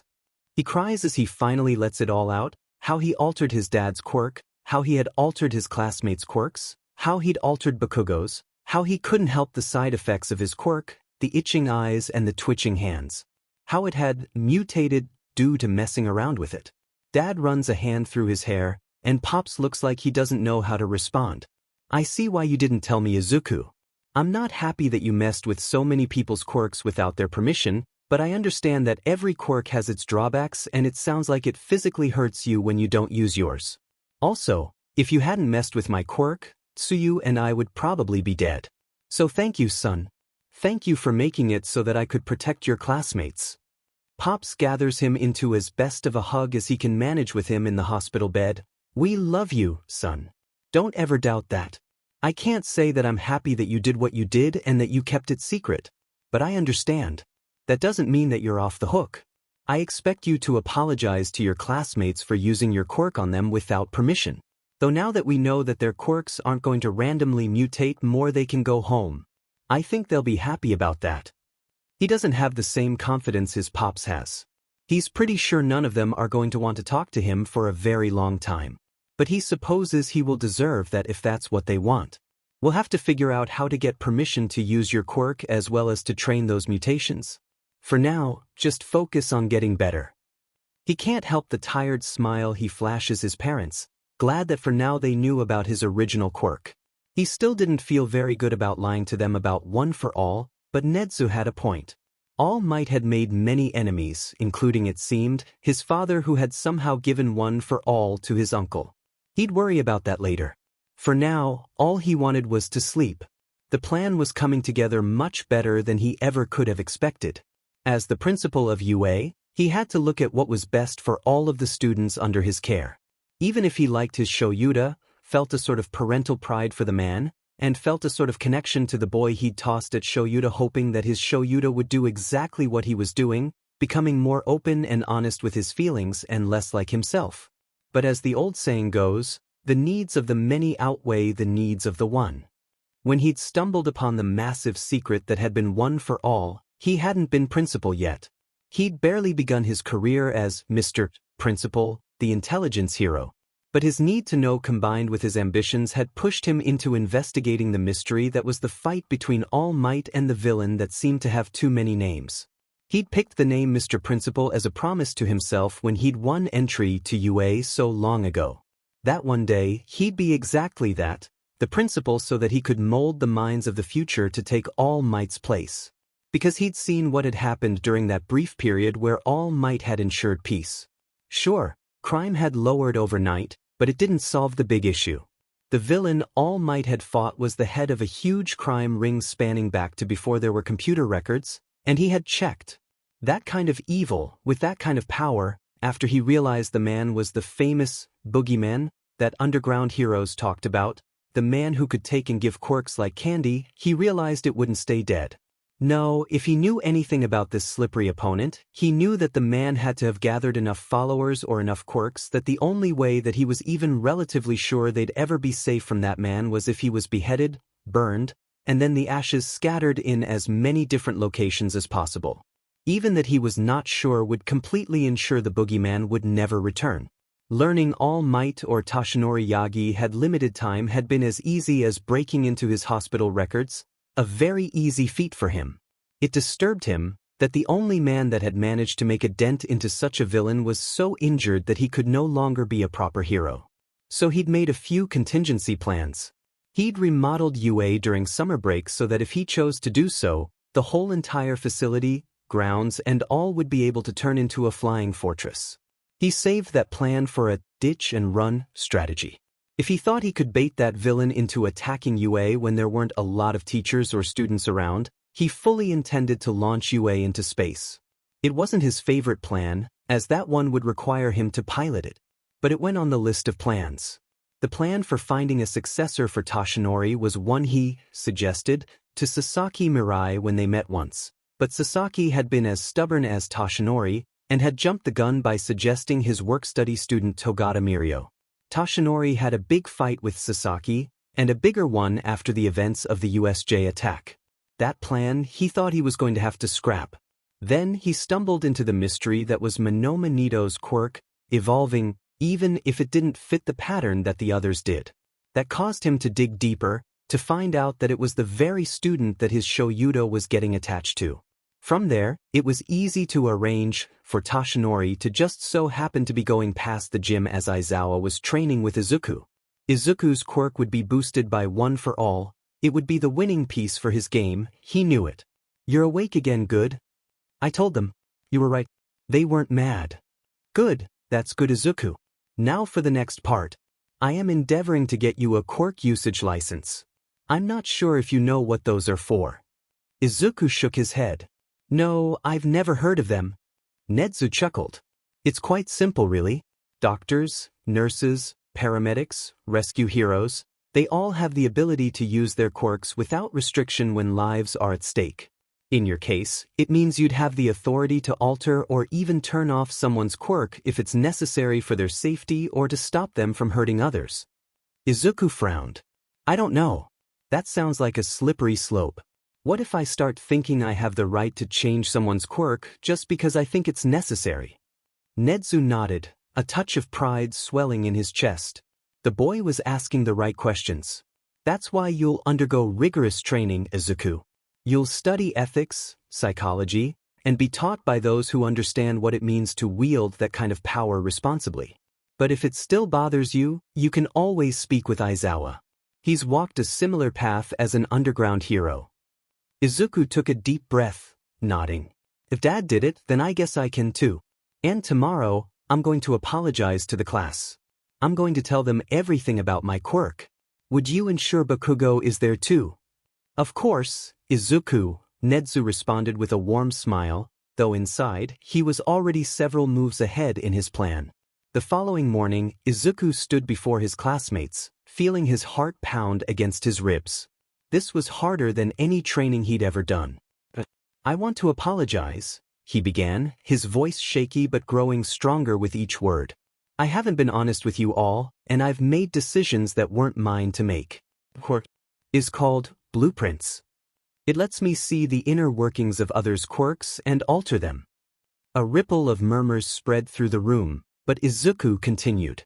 That's why some of your quirks have changed. Uraraka, Yaoyorozu, Hagakure, Bakugo, Monoma, and Aizawa-sensei. I changed them because I thought I was helping, but I know now that I overstepped. I can change them back if you want. Aizawa was the first to speak. No need. The alteration makes me more effective as a hero. I'll keep it. Same here, Hagakure chimed in. I love being able to be visible. It's like I have a whole new life. If you wouldn't mind, Uraraka said softly, could you change mine back? But maybe just reduce the nausea instead of eliminating it completely? I still need that warning. Izuku nodded, and with a careful touch, he adjusted her quirk's blueprint. It should just cause minor nausea now. You'd better not change mine back, Bakugo said, surprising him. I need to be a better person before I trust myself without the limits. Monoma laughed. You kidding? Permanent quirk copying? I'm keeping this, thank you very much. Yaoyorozu gave him a polite smile. I'd prefer mine return to normal if you please. Izuku made the change, and suddenly, the weight on his shoulders felt just a little lighter. Why are you all being so understanding? Uraraka stepped forward, placing a comforting hand on his shoulder. Because you're one of us, Izuku. We're a team, and teams support each other. Just don't make a habit of it, okay? Izuku felt tears well up in his eyes and nodded, a genuine smile finally breaking through the fear and uncertainty. As he stood there, surrounded by acceptance, he felt something he hadn't felt in a long time, hope. Nedu watched from his hidden cameras, allowing himself a rare moment of genuine warmth. Yes, the plan was coming together quite nicely. When he first woke up to the white ceiling, the pain was all-consuming. He couldn't move, couldn't breathe, and the only thing keeping him anchored was a series of fragmented memories. Children, a black-haired man desperately reaching out to him, and then the crushing weight of darkness. "Ah, you're awake," came a voice, cutting through the haze. He blinked, trying to make sense of his surroundings. Everything hurt. His head, his chest, his very being. Something was missing, something important, but he couldn't grasp what it was. Where am I? The children, are they all right? His voice was hoarse, the words tumbling out before he even knew he was speaking. Oh, you remember? That's quite a surprise, the man said with a smile that never reached his eyes. Only vague snippets, he confessed, surprised at how easily he shared the information. He'd never liked doctors. I remember the children and a black-haired man trying to reach me, then nothing but pain. You were caught in a building collapse. The heroes couldn't reach you, but I could. The doctor paused as if savoring the next part. I happened to be nearby, you see. I'm a doctor, and when I saw what you did, I knew I had to help. He sensed there was more to the story, but he decided not to press. He couldn't remember much, and even if this man made his skin crawl, he owed him his life, for now. The children? He asked, clinging to that one fragment. The black-haired man? Are they safe? As far as I know, they're fine, the doctor answered, his tone dismissive. Well, that's good. He let out a breath he hadn't realized he was holding. Does anyone know I'm here? It feels like someone should be looking for me, but I don't remember who. Of course, of course. The doctor waved a hand. Now lie back, young man. You've been through quite the ordeal. You need your rest. The last thing he saw before sleep claimed him again was the glint of a needle in the doctor's hand. Experiment number 4, test subject 01, tell me your name. He blinked against the harsh white light. Where was he? What? His mind felt sluggish as if weighed down by an unseen force. The pain lingered, a constant reminder of his situation. Why was it so hard to breathe? Test subject 01, what is your name? The voice was sharper this time, more insistent. I don't know, he stammered. Oh? It was there, right on the tip of his tongue, but no matter how hard he tried, he couldn't reach it. The flashes came again. The black-haired man, the crumbling building. Test subject 01 still retains some memory. We'll proceed with further reduction. W8, he cried, trying to twist away as the needle approached, but his arms wouldn't obey him. He was bound, helpless. Experiment number 1001, test subject 01, what is your name? The pain was worse this time, sharp and unyielding. He gasped for air, feeling like he was drowning. There were snippets of something, someone he needed to reach, but it was slipping away. I don't know, he murmured, eyes fluttering shut. Do you? Test subject 01, what do you remember? A voice deep inside him screamed to stay silent, to keep whatever scraps of memory he had left. So he obeyed, saying nothing. Experiment number 1001 is a success, the doctor announced, his tone detached. Your name is Curo Gyi, and I am the doctor. My master found you, and I fixed you. Your purpose is to serve the master. Master? He repeated, but there was no time for more questions. He was dragged forward, presented to a man whose mere presence sent chills down his spine. Ah, our guest is finally ready, the man said with a smile that didn't match the coldness in his eyes. Do you know why I saved your life, Curo Gyi? No, Curo Gyi answered, feeling a shiver run down his spine. Because the heroes left you to rot. Just like my apprentice. But I saw your potential. The man leaned in, his voice dropping to a whisper. You want to help, don't you? He did. The words resonated deep within him. Heroes help people. The phrase echoed in his mind, but was that something he'd once believed, or just a ghost of a memory? He didn't know. All he knew was that he owed this man his life. Good, the man said, clearly satisfied. You'll follow my orders, keep watch over my apprentice, and track of this woman and her child. Do you understand? Looking at the picture of a green-haired woman, heavily pregnant, something in him screams not to help.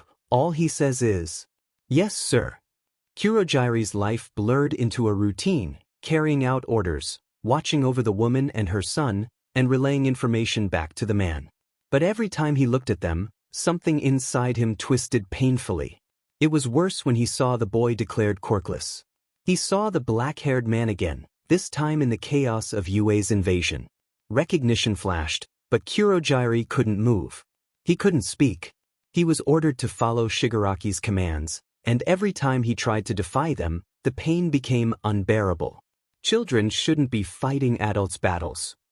He doesn't know why he does it, but he tells his master about the woman he's supposed to be watching. Master doesn't remember her, like he didn't remember a lot of things after the battle with the hero who smashed his face in.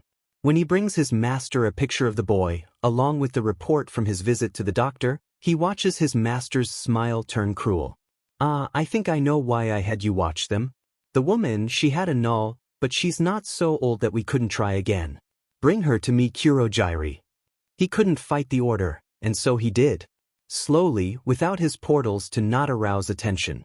She was terrified and he should be doing something, anything, to help. He could almost hear that black-haired man's voice. Civilians need protecting. But he stayed silent, bound by the chains of obligation holding him to his master's service. Help, he whispered to himself. Follow orders.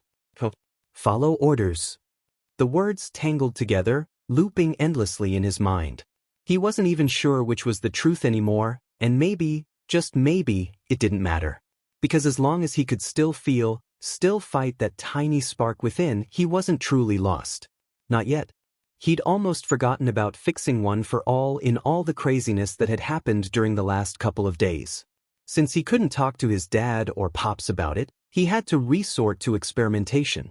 When he looked in the mirror, it weirded him out. His quirk, which he'd only briefly looked at once in the mirror, no longer read blueprints, but now read one for all first, then blueprints after it. As though one for all had taken over his original quirk. Sorry, nephew. One for all tends to do that. It usually boosts the person's quirk if they have one, or boosts their musculature if they don't. Don't think too much about it. Just fix the part where it will end you.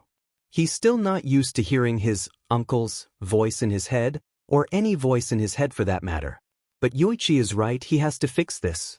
He has to focus really hard on the part of his blueprint that reads, one for all.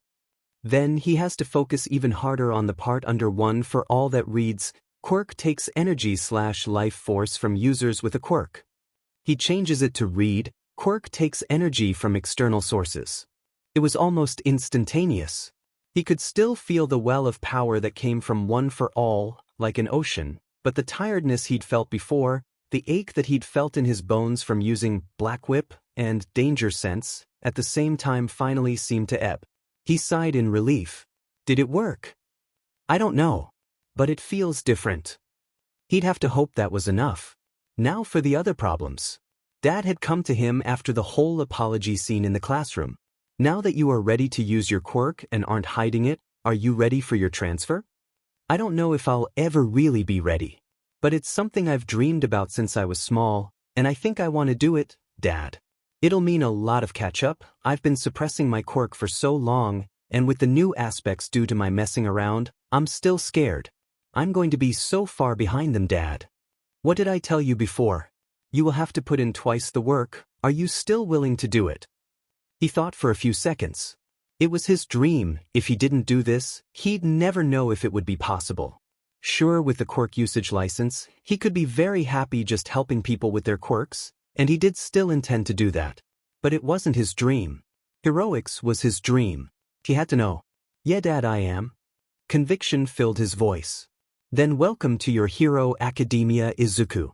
As his dad left, he thought about the other problems.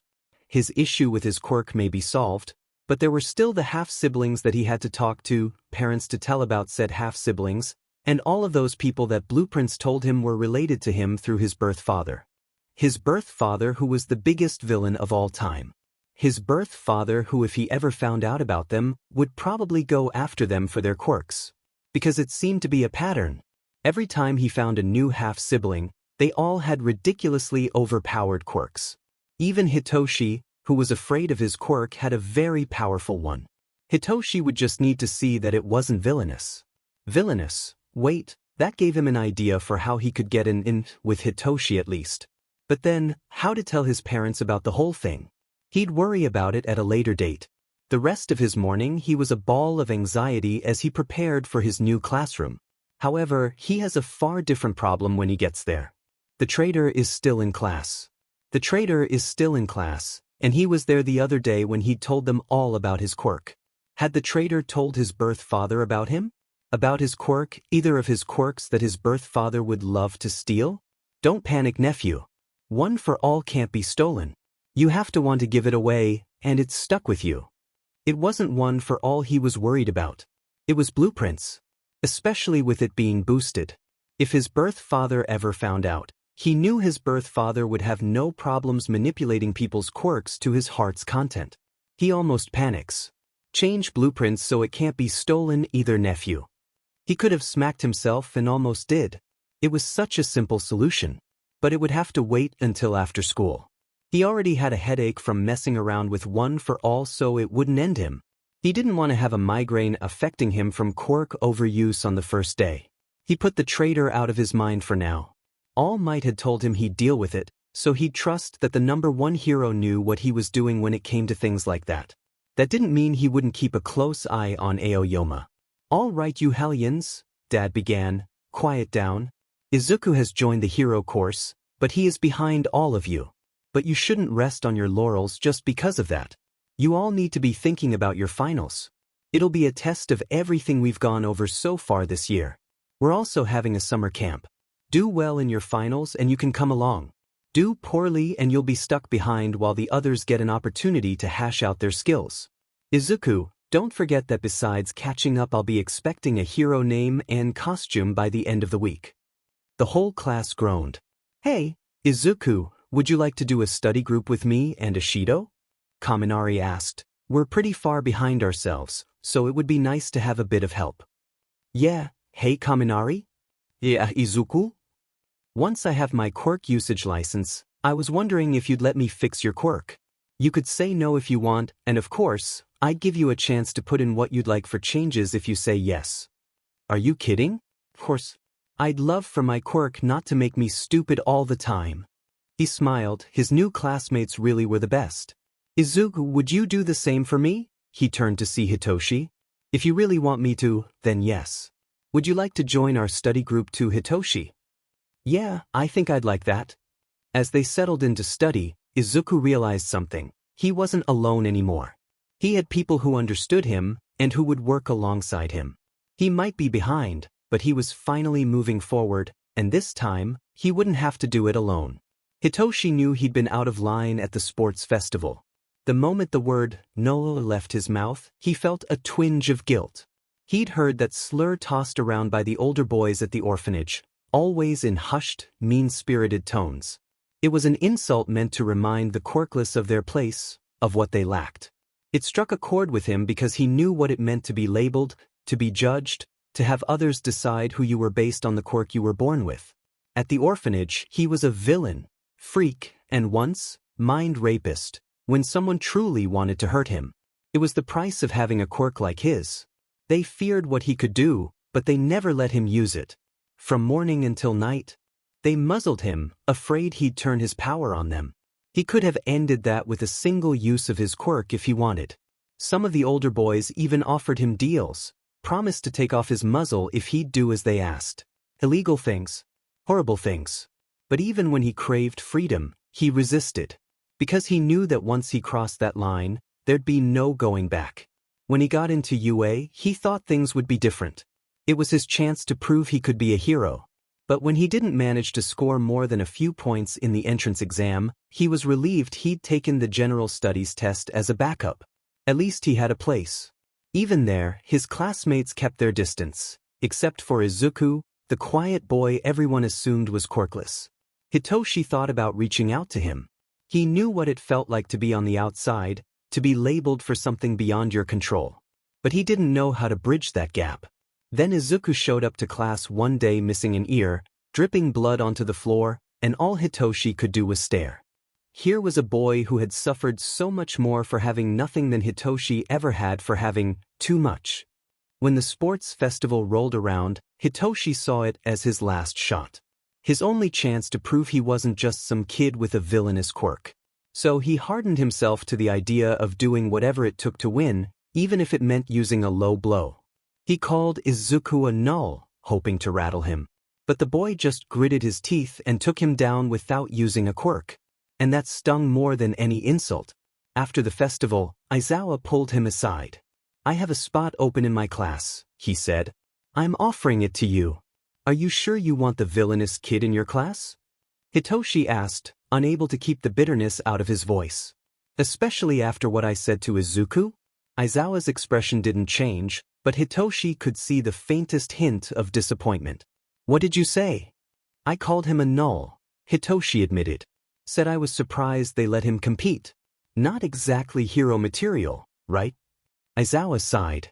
"Look, I'm not saying it was right. But I've been there. I've heard it all before. And I know that if you keep pushing people away, you'll end up alone. Don't let them turn you into what they say you are. Hitoshi nodded, determination swelling in his chest. Maybe there was still a chance to be the hero he wanted to be. And maybe, just maybe, he'd find a way to apologize to Izuku. Aoyama had always known his role in the family. He was to be the perfect doll, the heir to their fortune, and a shining example of everything his family stood for. It was fine, until he turned 6, and his quirk never manifested. His mother pulled him from school, saying it was for his safety. But Aoyama knew it was about saving face. His father insisted that late bloomers were common in their family, but as doctor after doctor confirmed that he would never have a quirk, the fight started. He heard his father accuse his mother of infidelity, of tainting the family line with her inferior blood. Then the man appeared. He promised to fix Aoyama, to give him a quirk as if it were as simple as granting a wish. All it would take was a future favor. The pain that followed was excruciating. It felt like something foreign was being shoved into his very soul. But there was his quirk. His parents were overjoyed, and for a while, Aoyama thought he'd finally be able to be their perfect son. Until the man returned. The favor he demanded was betrayal. Infiltrate UA. Become a traitor. Aoyama felt trapped, terrified, but he couldn't refuse. Not when his family's lives were on the line. Then Principal Nedu summoned him after the USJ attack. Aoyama thought he was caught, that it was all over. But instead, Nedu had known from the start and wanted him to act as a double agent. Now he served 2 masters, each with their own demands. And all he could do was hope that by the end of it he'd be free of them both. Curo Gyi didn't understand why being around Mrs. Midoriya made fragments of memories flicker through his mind. Her quirk was pull, a minor ability that shouldn't have affected him. But every time she moved, every time she looked at him, he felt something. A warmth, a familiarity that tugged at the edges of his thoughts. He watched her clean up after Tamura and saw flashes of a warm kitchen, a mother's hands guiding him through a recipe. When she tried to cook for the league, he'd see a blonde boy grinning at him over a bento box, saying, "Eat up, guys." Then there were the times she cried. And Curo Gyi would see another woman, her face smeared with tears, wearing an outfit that left her exposed to jeers of whore, even though he somehow knew she had no other choice. He didn't know why these memories haunted him, but the longer he stayed near her, the more certain he became that he had to get her out. It didn't matter how deeply he was bound to his master. He would find a way. He had to believe he could still save at least one person.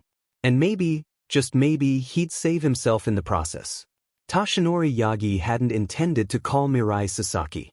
He hadn't intended to reopen old wounds or revisit the pain of their estrangement, but when he chose Izuku Midoriya as his successor, a stark realization struck him. He had been a terrible friend. Almost losing Izuku to an attack by the hero Ender, only to see his successor encased in lightning-wreathed tendrils of power, he knew he had made the right choice but also that he'd been deeply wrong about so many things. He was proud of Izuku's progress with One for All, especially how he'd wielded what appeared to be a quirk from a previous user. But he was horrified by his own failures that had nearly cost Izuku his life. All for One was still out there. His creations, the Nomus, confirmed that. He should have realized it sooner, should have prepared Izuku better, but his pride had blinded him. And now, here he was, swallowing that pride. He needed Mirai's help. He needed his friend to see what he couldn't. "I did what you suggested, Mirai. I passed it on," Toshinori said, voice heavy with the weight of the admission. "What?"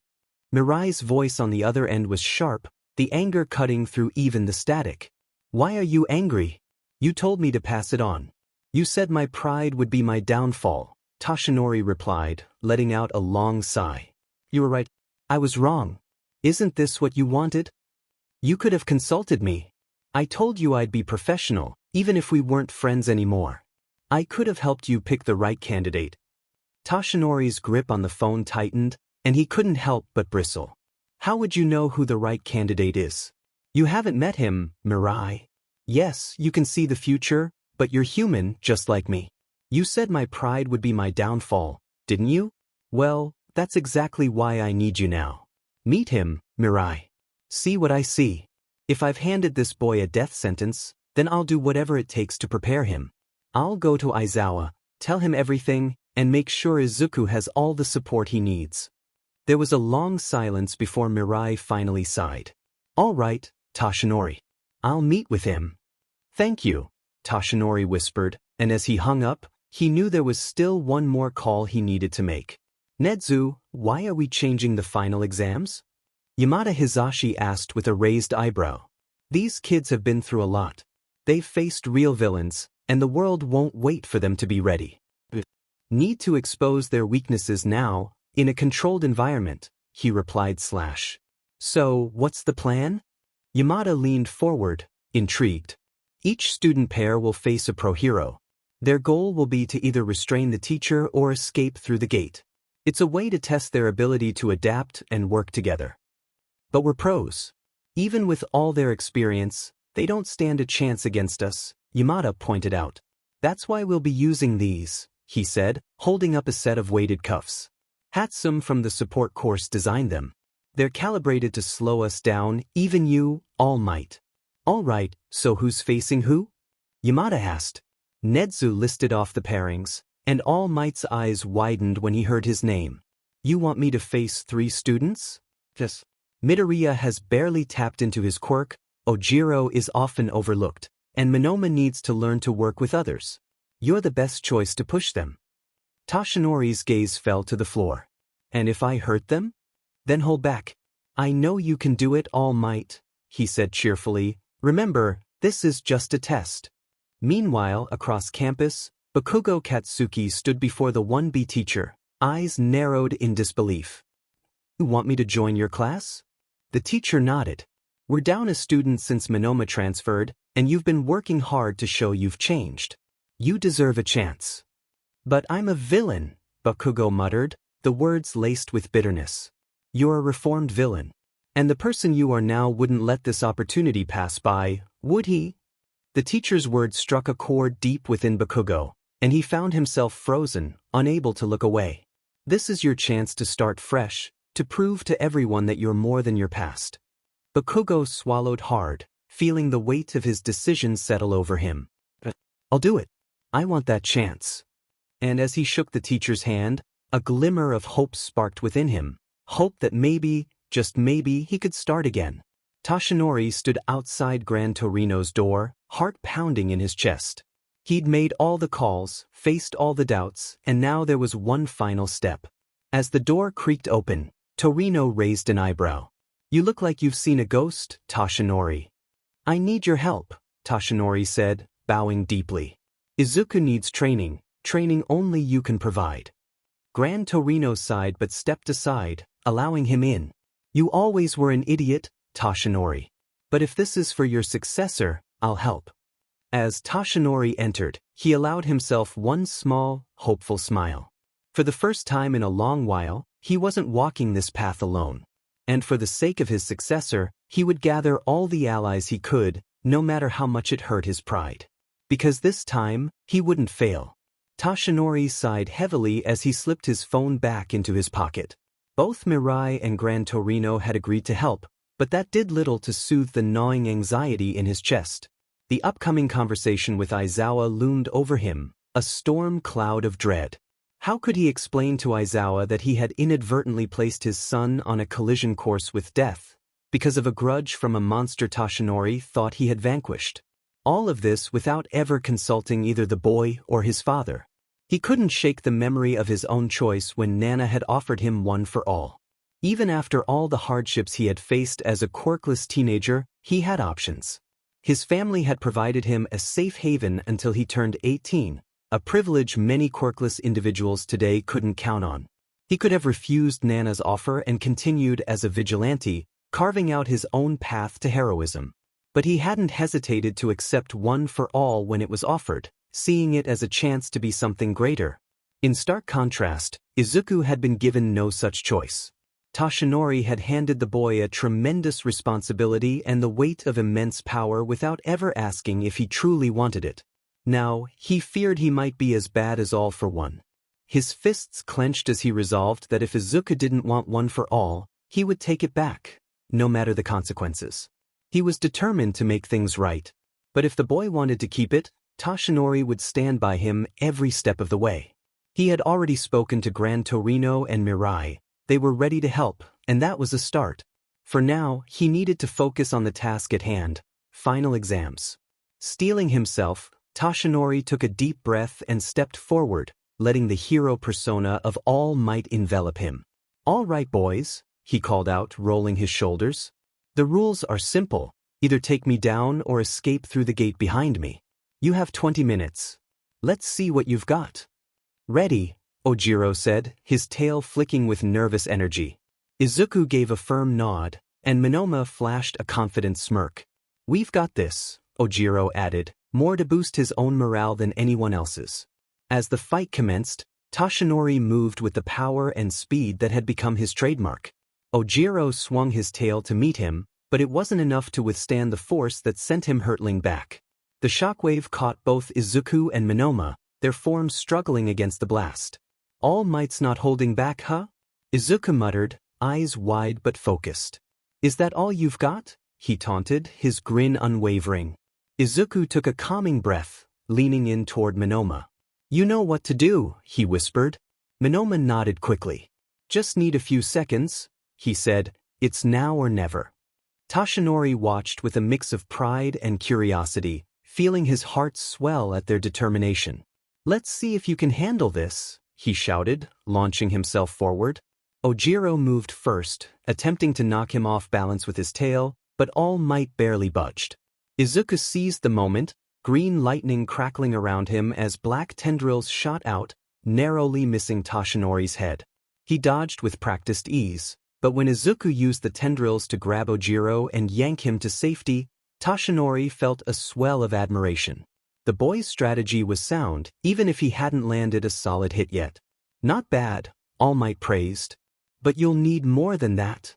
Suddenly, green smoke enveloped him, likely another quirk from Monoma.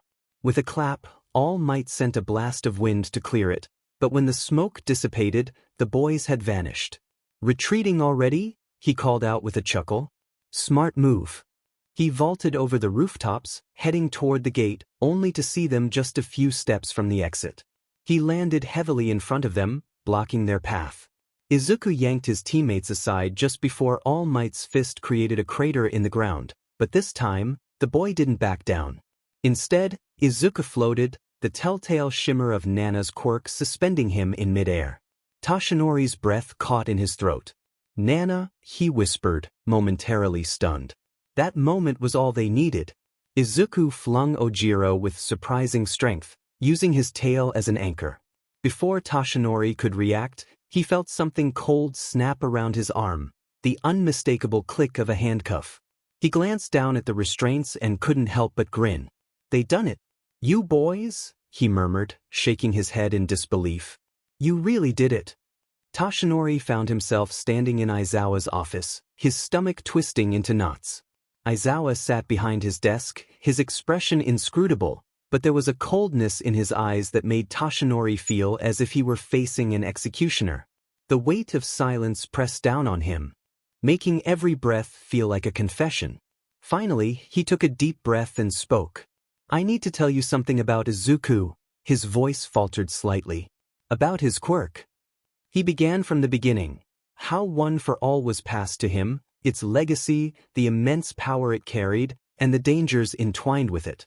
He explained how he'd seen that spark of heroism in Izuku, how he had made the choice to pass the quirk on, and how he hadn't shared the full truth with either Izuku or Aizawa. As his words flowed, he watched Aizawa's face shift, moving from impassive to something darker and more dangerous, his eyes narrowing into slits. "Let me get this straight," Aizawa finally said, his voice unnervingly calm but laced with venom. "You gave my son, a boy who trusted you, a quirk that could get him ended, and you didn't tell him? You didn't tell me?" He didn't wait for a response before standing abruptly, slamming his fist into Toshinori's face with a force that sent him stumbling back. The crack of bone reverberated in the small room, and Toshinori tasted blood. He didn't defend himself, standing there with his head bowed, accepting the pain. "Yes," he murmured, his voice hoarse. "And I regret not being honest sooner." Aizawa took a shaky breath, his eyes flickering with an emotion Toshinori had never seen before, fear. Not for himself, but for the boy they both cared about. Izuku lied to me, Aizawa muttered, more to himself than to Toshinori. He told me the quirk he used to defeat the hero Ender was from him messing with his quirk. The anger melted into anguish as Aizawa's face paled. It was as if he could see every time Izuku had flinched, every time he'd hesitated, every time he'd told himself he wasn't strong enough, and it all made sense now. Izuku hadn't just been lying. He had been carrying the burden of a second monumental secret, terrified of what it might mean. I can't say sorry enough. I should have asked. I should have given him a choice, Toshinori said, his heart aching. What is Izuku's original quirk, anyhow? Aizawa's face hardened as he responded. He calls it blueprints. It gives him the ability to manipulate other people's quirks. In that moment, Toshinori struggled to breathe. It sounded so much like, all for one. But it couldn't be. Izuku was not him. He couldn't be him. Shakily, he sank into a chair.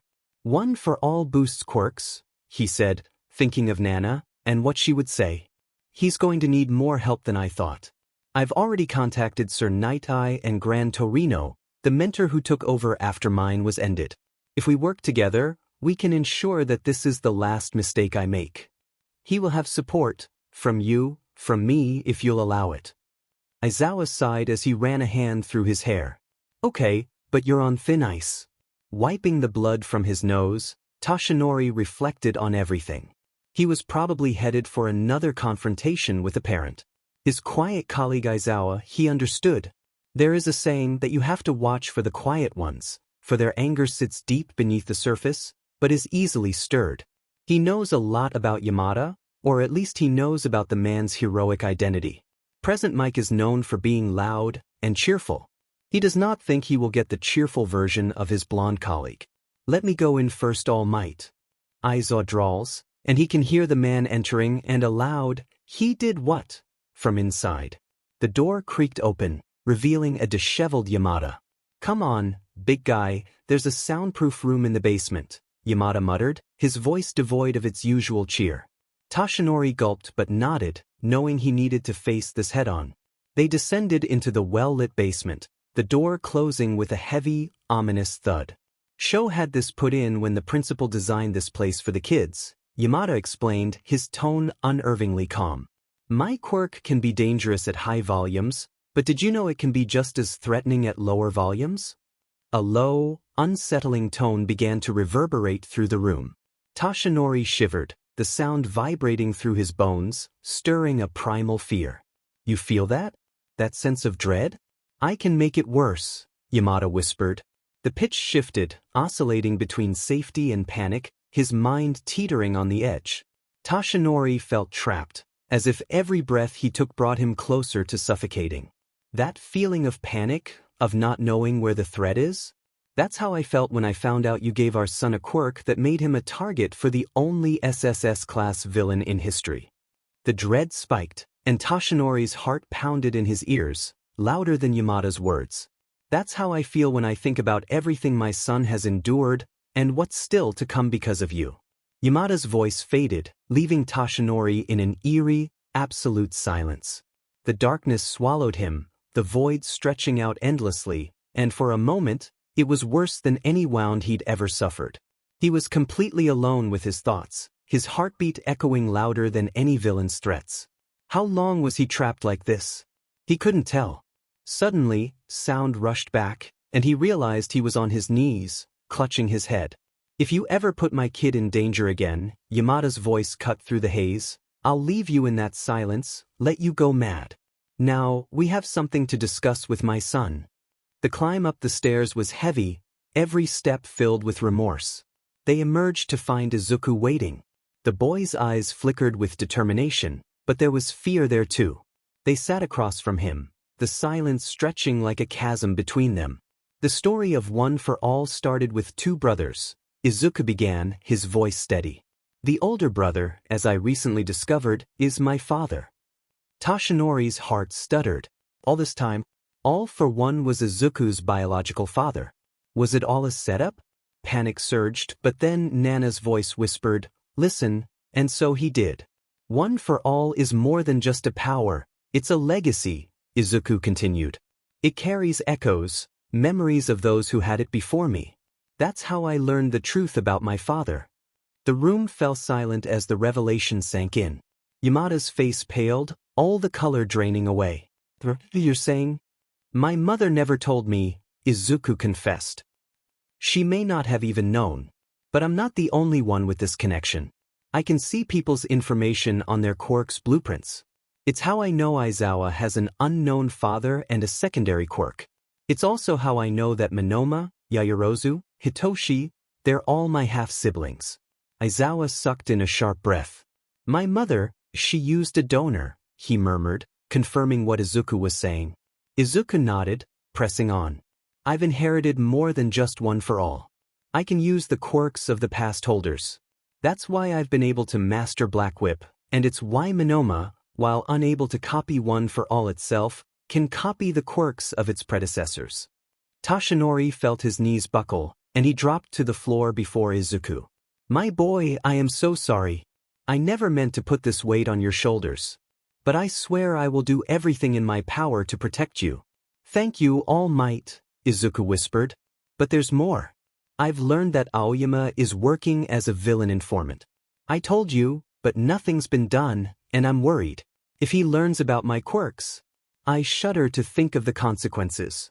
Silence thickened, and they exchanged looks, fearful, determined. We'll handle this together, Toshinori promised. We'll figure it out. Elsewhere, Aoyama trembled. He was caught between two worlds, the terror of All for One and the chilling intellect of Principal Nezu. The principal's gaze had always unsettled him, even as he offered protection.